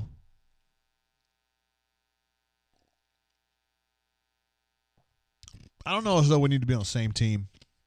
Although I like him. And he's good. And we play Call of Duty sometimes. I did offer, I tried to invite him into my game the other day. He didn't come, but that's all right. War Eagle 0008 says, Wolk trying to defend George Pickens' honor in the spring was comical. Still love that guy, though. Big catalyst for our Final Four run. That's right. You give him credit where it's due. Brad East says, everyone needs to know how smart Marcelo is. Hey, man. I like Brandon just good. We've had some words Brandon and I had, but I also like him. And I will say this. I've said this many times. If you meet a guy and he's married to a really high-quality individual, if his wife is a really high-quality individual, like, that changes how I feel about him. So if I see Brandon and I'm having, me and Brandon had some words when it's just me and him, but his wife, Amanda, she's exceptionally cool. I don't know. It kind of changes how I feel about him. I'm like, if that chick thinks that he's cool and she's cool, like, then he must be cool and I missed something. I don't know. Oh, Bo's great. You're going back with that one, bro. Let's see. Josh G says, whatever happened to British D Ford? She's still kicking, man. She was tweeting a lot during the Euros. I was tweeting at her a little bit. She seems like really good people. I like her. Sterling says the class evaluations are garbage without camps. First of all, I agree completely. Second of all, they are doing some camps now. And also, I don't mean to be tipping the hand here, but I think the camp system is going to change a whole lot during the next 5 years. I think camps are going to get consolidated. I think camps and NIL are going to kind of come together. And I think there are people out there that are going to try to own the kids. And they're going to try to get them to be in their camps. And they're going to try to get the rights to their NIL. And they're going to try to kind of almost be like agents for the kids at all corners, in all ways. I think that's going to be a big, big change in the world of football and basketball in the next 5 years. Hear me now. Listen to me later. You heard it here first. Bo is great says, does BMAT still steal content from Marshmallow? What? That was the charge many years ago at the Nashville Bowl game, whenever that was, when they played Purdue. And actually, I got a story about Purdue I want to tell you guys. But, yeah, that was the charge, and I thought it was kind of weak. I got in the middle of that one, and I thought I solved it. I solved it. I helped solve it. I'll leave it at that. I mean, it doesn't get solved without BMAT and Brandon kind of coming to terms, But I got in the middle of that, and I respect both of those guys. Speaking of Purdue, I do want to say this. Since the last show we had, I did go on one of my Punta Cana jaunts. We went to Excellence El Carmen. I know a lot of you guys have been there. It's very popular. A lot of times I go there and I act a fool, as you guys would expect. I wear a captain's hat, not mimicking the Navy. And I wouldn't do that because my dad was in the Navy. But it looks like the guy from the Love Boat. I mean, no one's going to mistake me for it's not a real Commander Navy-looking thing. Anyway, I'm the captain, and my friends call me Capitan, and the bartenders call me Capitan or El Jefe. It's just kind of like the thing, right? So I meet these people, and they'd be like, yo, what brought you here? And I'd be like, because this is where pipe layers come, right? That's just kind of my thing. I like to tell people I'm a pipe layer, which is it just infuriates my wife. And anyway, so we met this dude, me and my man J-Dub, because we like to tell everybody we're pipe layers. And we met this guy, and he was like, so what brought y'all here? And I was like, we love to lay pipe, and this is the place where pipe layers come. And he totally got it. He was like, dude, me too. I was like, I love this guy. So we started hanging out with him, and his name's Nick. And he's from Cincinnati, and he's an absolute pipe player. So I want to give a shout out to Nick, who's not watching this, but he's a Purdue guy. I didn't even know there were Purdue people, but outside of Purdue. But anyway, he lives up in Cincinnati, and he's a Purdue guy. There you go. Hunter, great question. JG, which not surprising coming from you. Which 3 players do you think have benefited the most from the new regime this offseason? Great question. So I think Bo gets a new lease on life because I think he gets better coaching, and I think there's a better ceiling there for him. I'm going to be very curious to see what Truesdale can do. Not that Rodney was bad for him, but I always felt like Rodney had this thing where he wanted to ride that ass constantly. And I just want to see if somebody with a different perspective can unlock a little bit more potential out of him. So those are 2 guys that really jump out to me. And probably Javarius. JJ, number 6, slot receiver. I just kind of felt like he was overlooked by the last staff. And I don't feel like this staff overlooks him. I think they actually value him very highly. So those would be the 3 that jump out to me. Corey Dubs says, how does one join the pipe layer club? I'm not sure that, it's an official thing, but I think you got to be, fired up about laying pipe. I think you got to have a long history of being able to lay pipe. And then I think you also got to be willing to kind of, do what's got to be done. I'll just put it that way. We'll talk about this off the air, okay? Ed Deese is the offensive line. Yeah, let's just see what happens with that. I mean, it was good news to hear the other day that Brandon Council's ready to go. I think he's a guy that really helps. And they missed him when he got hurt last year, so we'll see what happens with that. Auburn alumni says, according to SEC media, Nick Brahms must have rocketed it up with the new staff. Okay, so as someone who has voted in a lot of SEC or preseason all-SEC teams, I didn't this year, but I have before. Captain Eagle Flaggett says, we've had great lucks with JJ's wearing number 6 before.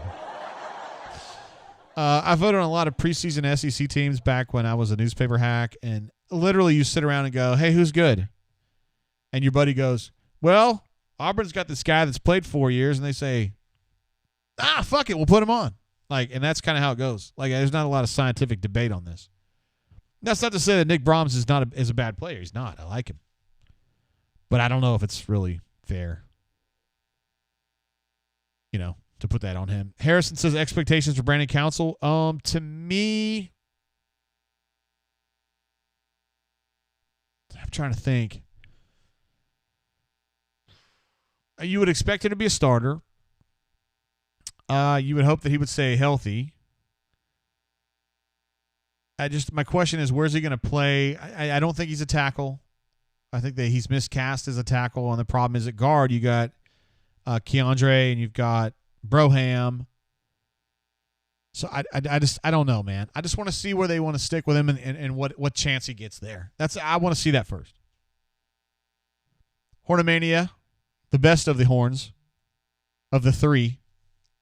That'll be Hornomania, Hornacious, and Hornswoggle. Says OL going to be better in 2021 or 2022? Ooh, that's a great question because you've got dudes coming back this year that you may not have next year.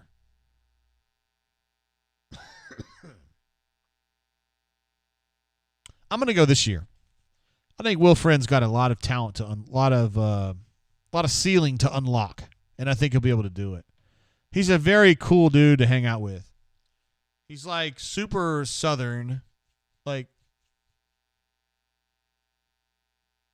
he's one of those guys. He's just fun to be around. He's like, hey man, so check this out. He's like one of those kind of guys. He and Jay Lee. You know what I mean? Tenos, his thoughts on Bo being a hoss at his academics. Kid has the brains, of course. Nobody ever ragged on him for being a dummy. Okay, he's really bright. I'm not surprised at all to see him being such a great academic performer. He's awesome. Robert M. says, can't talk expectations without mentioning Tank. Doak Walker Award winner. On talent alone, yes. I think he's absolutely insane. I mean, I really do. I think he's like that Giants tailback, Saquon Barkley. I think he has that ability. He's very physical. He's surprisingly fast, considering how gnarly he is. He just loves hitting people. I'm glad that he's playing for Carnell Williams, because Carnell, to me, who was not as big as Tank, but he had the same mentality. Because Carnell was just, he didn't understand his size. He just thought he was huge. I remember talking to Joe Cribbs, and Joe Cribbs was like, this is back when Carnell was playing. He was like, dude needs to understand his place and get out of bounds sometimes, I'm telling you. But he didn't know how to do that. And Tank doesn't know how to do that either. I mean, Tank just wants to truck everybody. And the thing about Tank is that he can actually do that.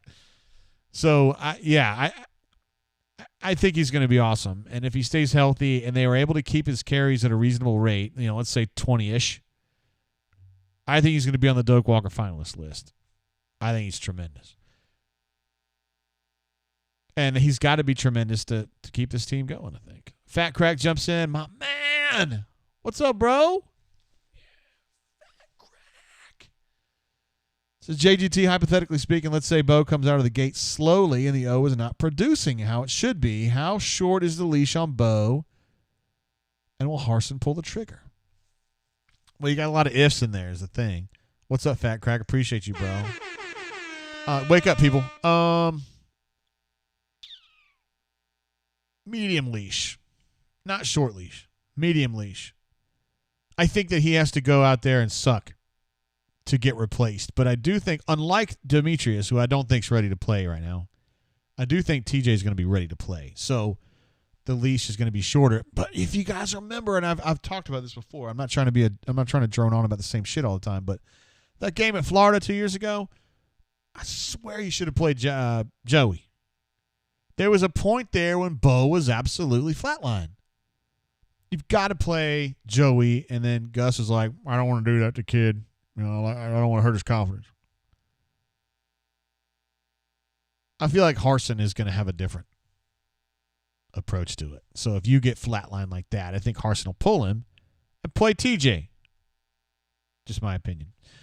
Canoe Man is, I don't know if you meant to do this, but you're talking about Tank and Ronnie Brown. You just kind of put them in the same sentence. That's also a good one. Ronnie Brown's a guy that liked to truck people too, and he was definitely bigger than Carnell. So maybe that is the right guy. I just feel like Tank has a little more agility than Ronnie did, not to rag on Ronnie. Harrison says, is Landon King a wide receiver? Landon King's not a wide receiver, but he is a flex tight. So he's kind of like Lutzenkirchen in that way. Listen, if you're talking about freshmen, Landon King is insane. And I'm going to go ahead and cuss right now if you guys are young. Put my earmuffs on. Landon King is fucking insane. Like, he's going to be really, really good. He's the guy that, like, when I ask people, like, has anybody stood out to you? They go, oh, yeah, the tight end from Texas. I'm like, Landon King? They're, oh, yeah, that guy's really good. I hear that from too many people who are not friends. So I think he's going to play. Cleveland says, how many games do you anticipate Auburn playing musical chairs with the offensive line until they have the right setup? Let's give it 3. I think Will Friend is better at that than he is recruiting. So I think he's going to manage the offensive line pretty well. And I think somebody's going to do it. Ed D says the difference is Harsin and Bobo will try to help Bo and offensive line with the play calling. Yes. And Hunter, I think, agrees with you, Ed. We always felt like, and when I say we, Hunter and I, we would have conversations about this. We always felt like Gus had preconceived notions about what we're going to do. Here's what we're going to do. Here's how we're going to do it. And it didn't often enough, or rarely, take into account what they were good at. And, I mean, it doesn't take a genius to look at this and figure that out, that Auburn's offense was not taking advantage of the things that they did well. Fat Crack, you're an absolute legend. Thank you, bro. That's what we were just talking about with Ed D right here. We felt like he just didn't. He came up. Hold on, I gotta sneeze.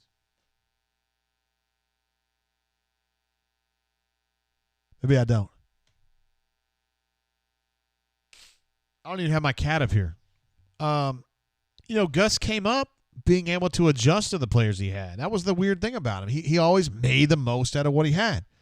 But at Auburn, it just always seemed like he was trying to push a square peg into a round hole all the time. And I don't think these guys are going to do that. We'll find out. Hunter says Harsin rolled 2 tight ends 40% of the time at Boise last 3 years. 3 tight ends, 8 to 10 snaps a game. 3 tight ends would be nasty, huh?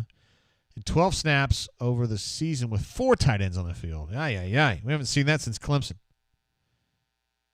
Super chat coming through from Easy Money. My main man, good to be back in the drain. Make 3 bold predictions. Dang, bro, you showing up with the guns a-blazing. Can they be about basketball? Because I think that Jabari Smith's going to be SEC Freshman of the Year. I think the staff will actually use tight ends instead of, the staff's always, we're going to use tight ends and then never use them.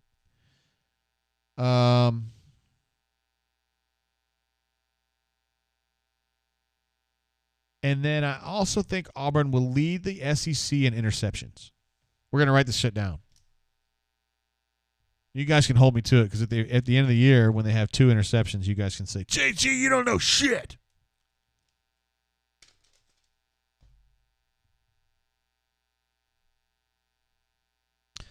What I say, Jabari, Freshman of the Year. I said tight ends will actually have a role. And I also said that Auburn will lead in interceptions. All right, I'm writing this down. Got him. Late B says, is JG taking any calls today? I'm tempted to not take calls. I wanted to keep this one short because I'm just getting back on track. I mean, your boy hasn't even been drinking enough lately. And here I am halfway loaded with the double oat. And I'm kind of tempted to just not take calls at all tonight. And then we say next week we're going to take calls. What do you guys think about that? Bring the barn in the house. Bold prediction. Holden G wins a natty at Auburn. That dude is a prototypical Harsin QB and should probably be a high 4-star recruit. I do think he's going to be a 4-star recruit before it's all said and done. I think he just kind of weirded some people out at the Elite 11. But he was way out of his zone. He was a long way from home. Like, he's good. He's a good player. Let's see what Hunter says about this one. Gus's evolution went awry. Instead of self-analysis and adjustment, he manifested perfect plays in his head and designated where he believed the defense would be. Well, I'm probably partly affected because of the conversations you and I have had through the years, but I think you're absolutely right on that.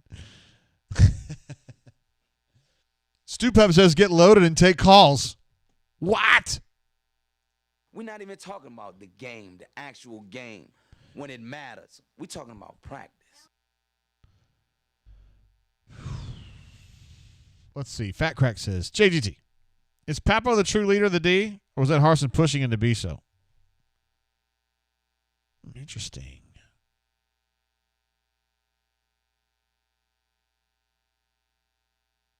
It's not fiction. It's definitely not fiction. I don't know if he's the number one guy the way that, like, DD was a couple years ago. Deshaun. But you don't have to stretch it very far to say so. Everybody knows he's an absolute athletic freak. He's also played. He's also asserted himself more as a person, like as a leader. So yeah, I think he's probably the guy. He's just not quite as strong as DD yet. Like I'm talking. No, when I say strong, I don't mean like in the weight room. I mean like I don't know if he has quite the pull that DD had, but he's close. Look at this. Hornomania, the best horn, says, Will Friend is an elite recruiter because his wife is a Pleasant Grove Spartan. Hashtag minor Tigers blow. What are you talking about, bro? Listen, man. I went to high school in Oklahoma, but I know that minor Tigers don't blow. The Purple Tigers are great. And I know that because Jeffrey Lee once played center field for them. He generally played corner outfield, but he once played center field. A. Taxman says Gus changed his offense after initial success because he was going for an NFL job.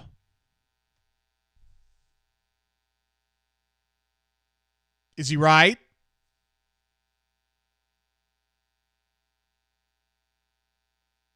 I know that's the popular version. I know that's what a lot of people like to believe. No, I think it's actually, there's a lot of truth to that. Corey says, was D.D. Greene one of the most underrated wide receivers of the 2000s? He was a 99, wasn't he? Eric O, coming back with our one and only live show we did from basketball. He says, hey, Babs, how's Gonzaga going to be this year? Probably not as good as Auburn. We did a live show for the Gonzaga-Auburn basketball game, which Auburn lost by like 25, whatever it happens. And we had a Gonzaga fan named Babs on there. And she wasn't being profane or anything, but she was definitely pro-Gonzaga. I think it's fair to say that. War Eagles 0008 says, high school in Oklahoma is a perfect transition. Thoughts on OU and Texas to SEC recap? I know I missed some. Also, Auburn alumni says Rod. We would call him Drake. Drake Smith was most underrated. It would be hard to find someone who was more underrated than Drake because I thought he was a really good player and he was definitely underrated because I think he started as a walk-on. I think he was. And he ended up being a really good player. I don't want to talk any shit, War Eagles 0008, but I want you to know that you're watching right now, currently, this moment. The silver medalist in Russian fluency in all of the state of Oklahoma in 1990. This guy right here.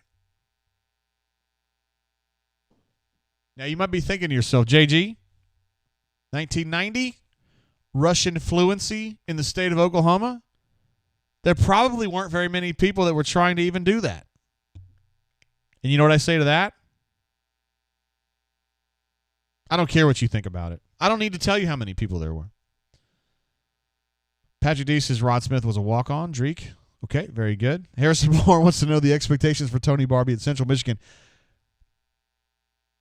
Scratch golfer would be my expectation on that one. Sterling, I'm sorry if I missed you, bro. Pods or divisions with the additions of OU and Texas. I personally see pods happening because it lets you allow more you can play more teams that way instead of going to an 8-team, 2 teams. Obviously, we're going to go to 9 conference games, I think. So that means you'd only play one team per year from the other division. I don't think that – to me, that's not palatable. So I think you're going to have to go to pods. I'm not a huge fan of pods, but I think it makes the most sense. One man's opinion. And I haven't run that by anybody in the SEC office. I'm just running that by 2 Auburn people. Ed D says, if we move to pods, how do we feel about not playing Georgia every year? Well, I think there's a way to play Georgia every year. Right, because I think you could, in pods of 4, right? So you'd play the other 3 every year. Plus, I think there's another pod you would be mixed with every year. Shit, I don't know. I've got too much Woodford Reserve in me right now. Patrick Deuce's pods are great for moving. I highly recommend. Pocket Watch says you speak Russian. That explains so much. I've forgotten. I'm not fluent in Russian at this point. It's been a long time. However, I don't think I'm remiss in telling you this, that I have some friends who work in the Secret Service. Shout out to my man. You guys know who you are. I saw you guys this summer. And they were really cool, and they got me into Secret Service headquarters in D.C. like 3 or 4 years ago. Hell, it's been probably 6 or 7 years ago now. And when you go to Secret Service headquarters and they let you in, you have to submit to a background check, which, of course, I'm like, of course. I mean, I'm JG. I didn't do anything. You know, I'm just some random-ass dude that, like, hangs out and drinks bourbon all the time and does fucking video shows. Everybody knows where I am. And so when they were doing my background check, somehow or another, they had determined that I spoke Russian. Like, they were able to, like, within 5 minutes know that in my educational background that I had Russian fluency in there. And so I had to sit in a room just very quickly. It wasn't like super long. And they asked me, like, are you still fluent in Russian? Have you been to Russia? Have you communicated with anybody in Russia? And I mean, I'm just like, dude, I was doing it as a joke. I was doing it to piss my parents off. But it was kind of weird to me that they were like, "Do you speak Russian?" No. Что вы делаете? Я иду в классе. I used to, though. My name in since that J is not a word, that's not a person's name in Russia. I just took up Misha. Yeah, voice Misha. Anyway, I don't know what you guys are talking about. Tomorrow's War. I haven't seen that. Leif B says, "Damn, I'd love to see the SEC reshuffle the pods every 2 years. That would be fun." I agree, man. Look, man, I love when Auburn plays Ole Miss. I think everybody likes Ole Miss because, like, that's always a good time going over there, and Ole Miss people are cool. And I say that also because Leif B's an Ole Miss guy, but I just happen to like Ole Miss people. I just feel like they're awesome. I love going over there. I love the attitude over there. I love the party attitude over there. Obviously, the chicks are super hot. Pocket Watch says you lied to the Secret Service. I would never do that, bro. I don't even know what they're capable of.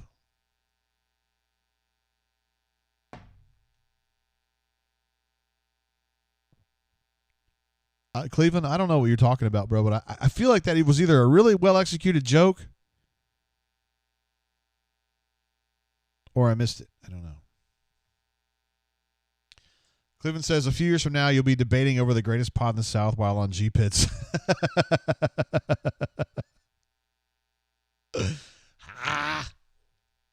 You guys are awesome. I should have missed having the show on. I was hoping to do like a really low-key, chill show, which we did. We've done tonight. I think we topped out at like 95 people earlier. Because we hadn't done a show in like, what was it, April 25th or something like that? So it was probably April, May, June, July, August. No, 3 months. I didn't even know if it would work. But it does. Let's see, Leif. Leif, wait. I don't know what you're talking about, Leif. Corey says, better summer movie, Black Widow or Tomorrow's War. I haven't seen either one of them, bro. I will say that I've been watching, I love Ted Lasso. Of course, I was on Ted Lasso early on. And then Schmigadoon, which is like this kind of a musical show, I guess, on Apple TV Plus. Love me some Kristen Chenoweth, you know, and her character in that show, she's like a super mean pastor's wife. It really does it for me. Auburn alumni says we need to practice talking and dialing numbers. That's because you're an awesome caller. That's why. What a legend. Ryan D says, wow, just saw that JG is back on. Hell yeah, I'm back on. We're going to be back on every Saturday from here on out. Well, you know, for the next long time. Let's see, Brad East, who's in Huntsville, says Davis Daniels still dealing in the Rocket City. Dad of three girls says, paid for my oldest to go to Ole Miss. She loved it, and wifey and I enjoyed the heck out of the visits.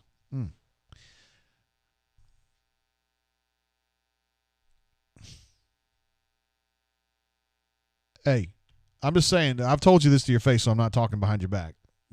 You did great. You married a very attractive girl. I'm going to leave it at that. I've told you this to your face. Or, well, you know, whatever. I messaged it to you. My man, Keithner Tucker says, if Harsin knew Adag was in trouble regarding his job, would he have ever taken the Auburn head coaching job in the first place? Wow, that's a great question. That's kind of deep. I don't know as though Adag was in trouble when Harsin got hired, right? I think it was more about, well, I think the reason that Adag is unpopular, I don't think is tied to Harsin per se, but I think latent disgust over that hire is making this worse. Does that make sense? Ed D says, are you going to be on the War Report this week? I am indeed. I talked to Mike G about that. So on Wednesday, I believe that is, we're going to jump on and talk about media days and hang out with the guys, C-Dub, Ike, B. Will, and Mike G. Awesome guys. Love what they do. And I definitely support what they're doing They're at the War Report. They do a lot of, it's all YouTube. They do shows, and they do like a Facts or Nah. They do a film thing that I watched the one with King Dunlap, who's an absolute legend, of course. TJ says, JG, I got some Cooper's 100 proof in my cup. What's your beverage tonight? I'm drinking this Woodford Reserve Double Oaked, and it's a pick, technically from PCA Package, but is actually part of the River Region Whiskey Club pick. My main man, I forgot his name now. Hold on, I wrote this down. Aaron Reynolds. He was an Auburn fan. Hooked me up with that. Appreciate you guys. I mean, I paid for it, but he did the work. He did the barrel pick, and I thought he made that a better bourbon, honestly. Brad says ADAG needs to go to the JJ School of Frivolous Big Vision Spending. Yeah, you know what? He might actually be smart to do that. It might help things. I miss some stuff. Rich A says, how's the team's calf game looking? I was hoping that you would use that in the plural and say calves. CALFS, calves. They have some great calves. Really, really good. Just one man's opinion. War Eagle 0008 says, how does Jabari compare to Thor? Just more refined. Yeah. Jabari's a better three-point shooter than Thor is, for sure. Thor's a great athlete, though. I think he's a better athlete than Jabari is. Jabari's just really skilled and refined, and he has great body control in a way that I don't feel like Thor had. Although I think Thor's, he's got his best basketball ahead of him, right? I think in 2 or 3 years, I think Thor is going to be a legit NBA player. I just don't necessarily think he's there right now. Canoe Man reminds us that King Dunlap is from Brentwood, Tennessee, of course, and his sister was a tremendous basketball player at Kentucky. Auburn Alumni says, JG, who's our starting point guard by March 1st, Jasper or Greene? For me, it's going to be Zepp, assuming he's not injured. I think at this point he's better than Wynn, but you need Wynn. Wynn's going to play a lot, and Wynn, he's competitive. Wynn talks shit, which I like about him. And he's really, this sounds like a silly skill, but it's an important skill. He's good at contested threes. He's just a good three-point shooter. So my thought was, with his build, he's kind of has a stocky body type, and he's quick-ish. My thought is that he would be like Javon, but he's not really like Javon at all, because Javon was at his best driving downhill, and I think Wynn is probably at his best rolling off a screen and shooting threes is probably at this point. But the thing is, those two guys have a lot of they're at a different spot developmentally. Zepp is a graduate transfer who's played a bunch of basketball. Wynn was a tremendous freshman at EKU last year, and now he's coming in as a second-year player. So you talk about a guy who's in his 5th year and a guy who's in his 2nd year. They're different positions of the developmental curve. But I definitely think it's going to be Zepp through the year. He gives you a little bit. He's definitely better defensively. And I think, I meant to put this up. I missed this. Okay, so basketball-wise, we're going to go over to basketball real quick. When Auburn's really good, Auburn is great with the screen game, the high screen game, right? Pick and roll, point guards and shooting guards rolling off of ball screens and either shooting or driving. That's what BP does. So when they had Jared and they had Bryce and they were weathered veterans in 2019, they got to the Final Four because those two guys are great. In 2020, it got wrecked because of COVID, but that team probably wasn't going to go to the Final Four in all likelihood, although they had a good ball screen guy in Samir. He was really good at it. Javon, not as much. More of a transition guy, but they weren't as good as far as ball screens go.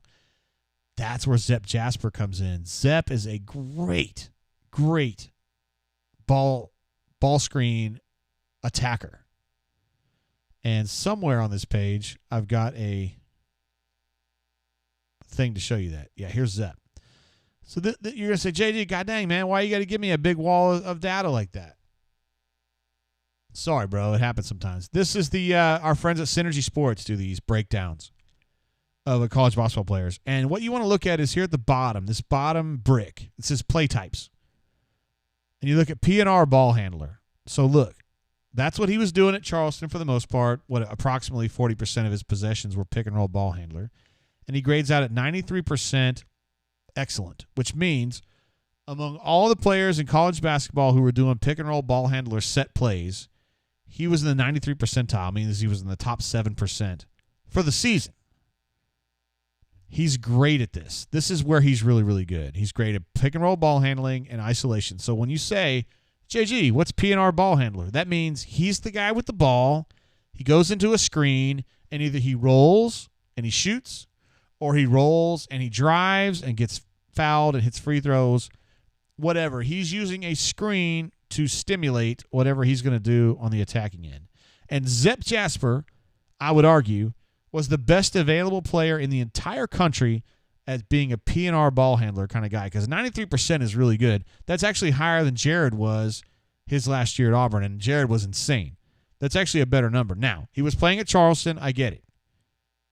So it's probably not going to be that good this year. But I'm telling you, if you're going out, if BP and Burgo, those guys that look into this stuff, they say, we need to go get a guy who's a great pick-and-roll ball handler attacker, Zep. Zep is your guy. Now, Canoe Man thinks the 2020 team was a Sweet 16 team. I mean, I can't disagree. They were going to get in the tournament. But anyway, I who knows? I didn't necessarily think that 19 team was going to be Final Four. But my God, they sure earned it, didn't they? Greatest run in Auburn postseason history. It was insane. And I think, the saying's been true. A lot of times you hear these cliches and they're full of shit, but I'm telling you, that cliche is true. When it comes to March, you got to have backcourt. The backcourts are what get you to the Final Four, and Auburn had a great backcourt. With Bryce, with Jared, with Samir, kind of as a peripheral guy at that point. He was the number one guy the next year. And also number 4, whose name I forget.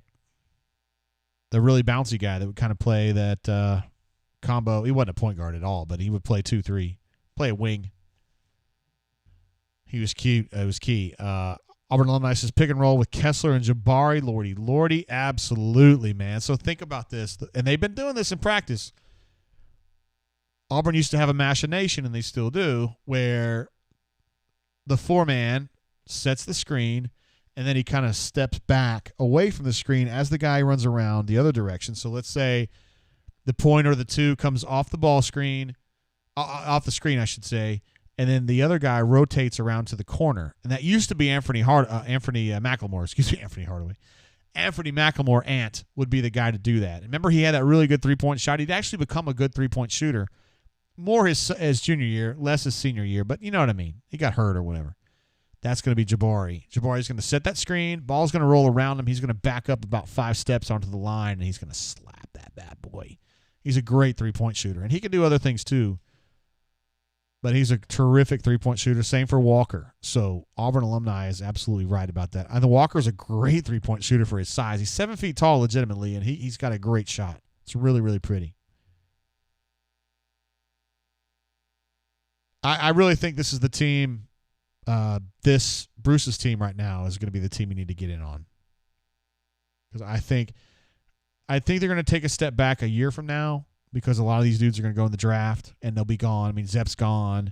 Al's going to go in the draft. Kessler's going to go in the draft. Jabari's going to go in the draft. I mean, you're going to lose a lot of dudes, but I'm sure they're going to still recruit 4- and 5-star guys, but having watched this team in practice and kind of having a better understanding of the chemistry on this team, I think they got a chance to be really dirty.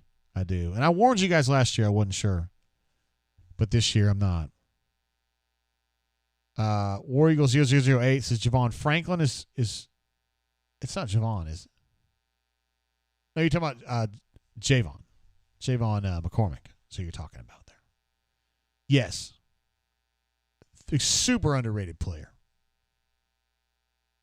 Javon's super underrated. Great on the drive. Really a great driver. As good as Jared, if not better on the drive. Jared was just a better three-point shooter. But Javon in the tournament in 2019, the push to the Final Four was absolutely unconscious. Like, he was so good. And I can't remember if it was the North Carolina game or the Kansas game where he just went insane. McCormick did. And actually, I completely agree with you. He was the difference for Eagles 0008. He was there when Jared wasn't. You know, I mean, because Jared's always there for you, but he wasn't there because of that foul situation, and Javon went out there and just absolutely balled out. That 2019 run to the Final Four that's the kind of shit they write books about, you know? It was just everything was there. And it's really hard to get to the Final Four. Because those Kentucky teams that I covered when I was a student there in 96, 97, 98 were so far above everybody else, talent-wise. I mean, Antoine Walker and Nazir Muhammad and Wayne Turner and Scott Padgett and Jeff Shepard and all those fuckers. Like, they were so better. They were so much better than everybody else, and they were still having to, like, fight for all those games. It's tough. It's tough to get there. Sam H says this will be one of the longest Auburn teams. Hell yeah. Let me go back to the depth chart here just real quick. Kessler's exceptionally long. Jabari's exceptionally long. Al is not super long, but he's at least average. Katie's shorter, but he's actually long too. And Zepp is long too. So you're right. I think this is a pretty long team. To have Dylan coming off the bench as a guy who's played in 30 games already is great. And Jalen was a starter most of last year, so for him, that's a great guy to have as a backup at power forward. So, yeah, this team's – they got so much. Late B says Ron Mercer was so smooth. He came up recently in that Chauncey Billups shit, didn't he? He came up in that lawsuit that was involved with Chauncey Billups. Something about Ron Mercer. I was like, oh, damn. We're going back to that, huh? Ron Mercer was the shooting guard for that Kentucky team, 96, 97, 98, from Nashville, I believe. I was very lucky to be at Kentucky in those years because they went to 3 Final Fours, won 2 of them. I was like, oh, it'll always be like this. Oh, hold on. I got something for that. Where's my there we go.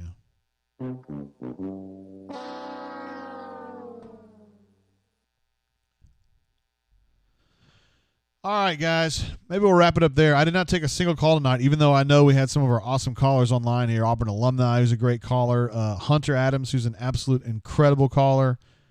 Leif is always an entertaining call. He's an Ole Miss guy, so, you kind of take what you get with him. But we love Leif. He's our favorite person from Kentucky, right? In Kentucky himself. Married to an Arkansas girl, believe it or not. Oh, look at this. Chip's in the house. My bad, Chip, for not seeing you earlier. Chip's an absolute legend, too. He's got some stuff I'm going to be able to show you guys on the show here in a couple weeks. I'm meeting up with Chip, I think this next week, and he's got some special stuff.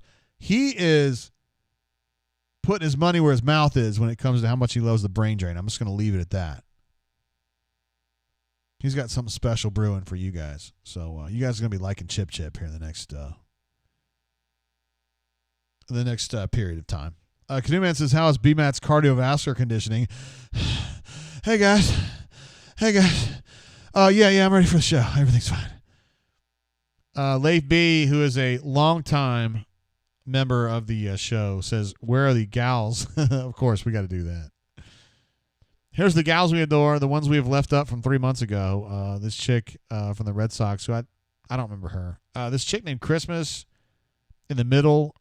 She was on, I think, Big Brother. My mom. I went over to my mom's house one time and she was watching it, and that girl was on. I was like, damn, that girl's hot. And of course, Jill Arrington, who's the hottest woman I ever saw with my own eyes.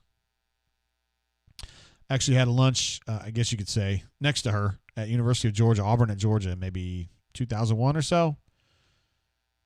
She's extremely, extremely hot.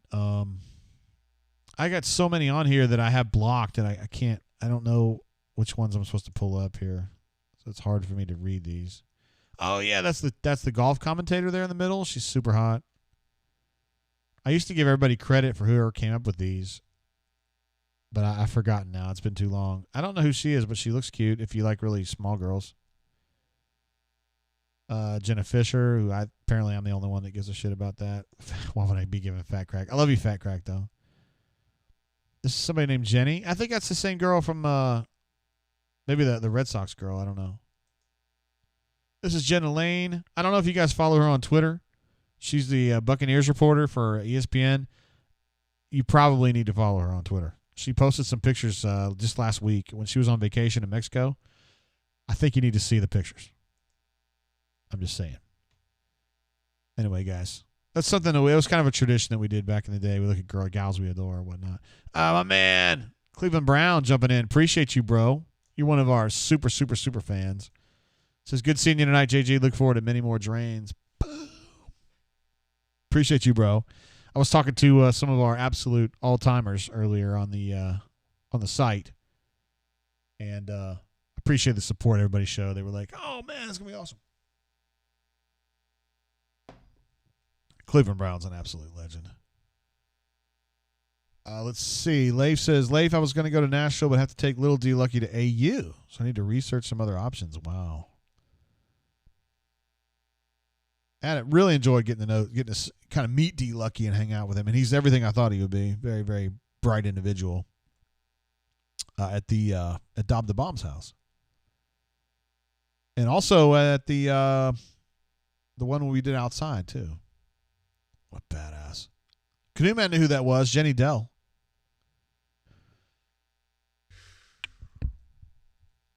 War Eagles 008 says, before we leave, any shot that this Ohio State thing, has legs. Seems impossible. To me, that doesn't sound legit. That doesn't go with anything I've heard. So I'll leave it at that. I mean, I'm not trying to say that the Barstool report is wrong. That just doesn't. I'm not backing that up. But I definitely was backing up Texas OU immediately because I knew the way that came out. That was coming from an A&M source. Ross Bjork, who is now the former Ole Miss AD, who's now the AD at Texas A&M, was amazingly at media days and ready to do interviews about it. Which is too much. AU Taxman says, you're not the only one who cares about Jenna Fisher. I am as big a fan of her as you could possibly be. I may have driven by her house in Studio City, California. But my wife was the one that told me about it. She was like, hey, I got her address. Do you want to go by? I was like, I mean, wouldn't hurt. I'm not going to go do anything. Brad says, Jen is a 10. Thank you for your support, brother. Richard W. says, what up, Big Pimpin'? I love it when you call me Big Pimpin'. Yo, yo, yo. All right, guys, we had an incredible show. I'm not gonna take calls tonight because we're gonna do that next week. I hope that you guys aren't disappointed. I mean, seriously, I don't ever want to disappoint these people that are here because these folks that are on this show are insane. I was trying to pull up our super chatters. I'd like to give everybody a full shout on that. But I can't go through all of them at the moment. But I will say this. You guys are absolute legends.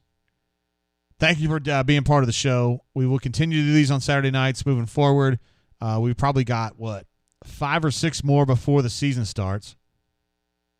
War Eagles 0008 says more notice next week on start time. I will absolutely do that. We'll be going every Saturday night from now until we get to the season, and then you know what we're doing in the season. You know what time it is when it's season time. Stu Pup 74 says disappointed. No, you never be disappointed, bro. You're a legend no matter what. Auburn alumni says no need to have calls. Not like anything's really happening in college football right now. ... I don't have a nickname for Harson yet. Brighter redneck ideas. SR71 Blackbird, what's up, bro? Should I do dark or clear liquid tonight? You should do some brown water, bro. That's where it's at. Leif B, great question. And you are very wise to think of this. He says, where is administrative assistant coming in with a wrap it up? She's on a trip. She's in Atlanta with administrative assistant junior. And so I'm here alone. How about that? How about that? Catch me outside. How about that? All right, so we'll wrap it up there, guys. Thank you for all of our super chatters and also our awesome commenters, chatters, also our bunker legends. You guys know who you are. Special shout out to Patrick D. Why not AU? Also, Cleve C jumped in earlier with an unbelievable support. I know Easterwood was jumping in there a bunch.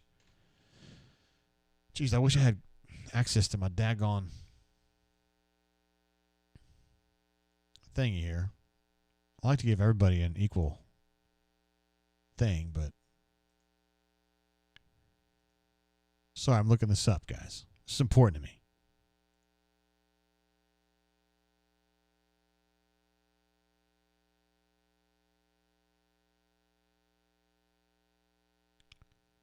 No.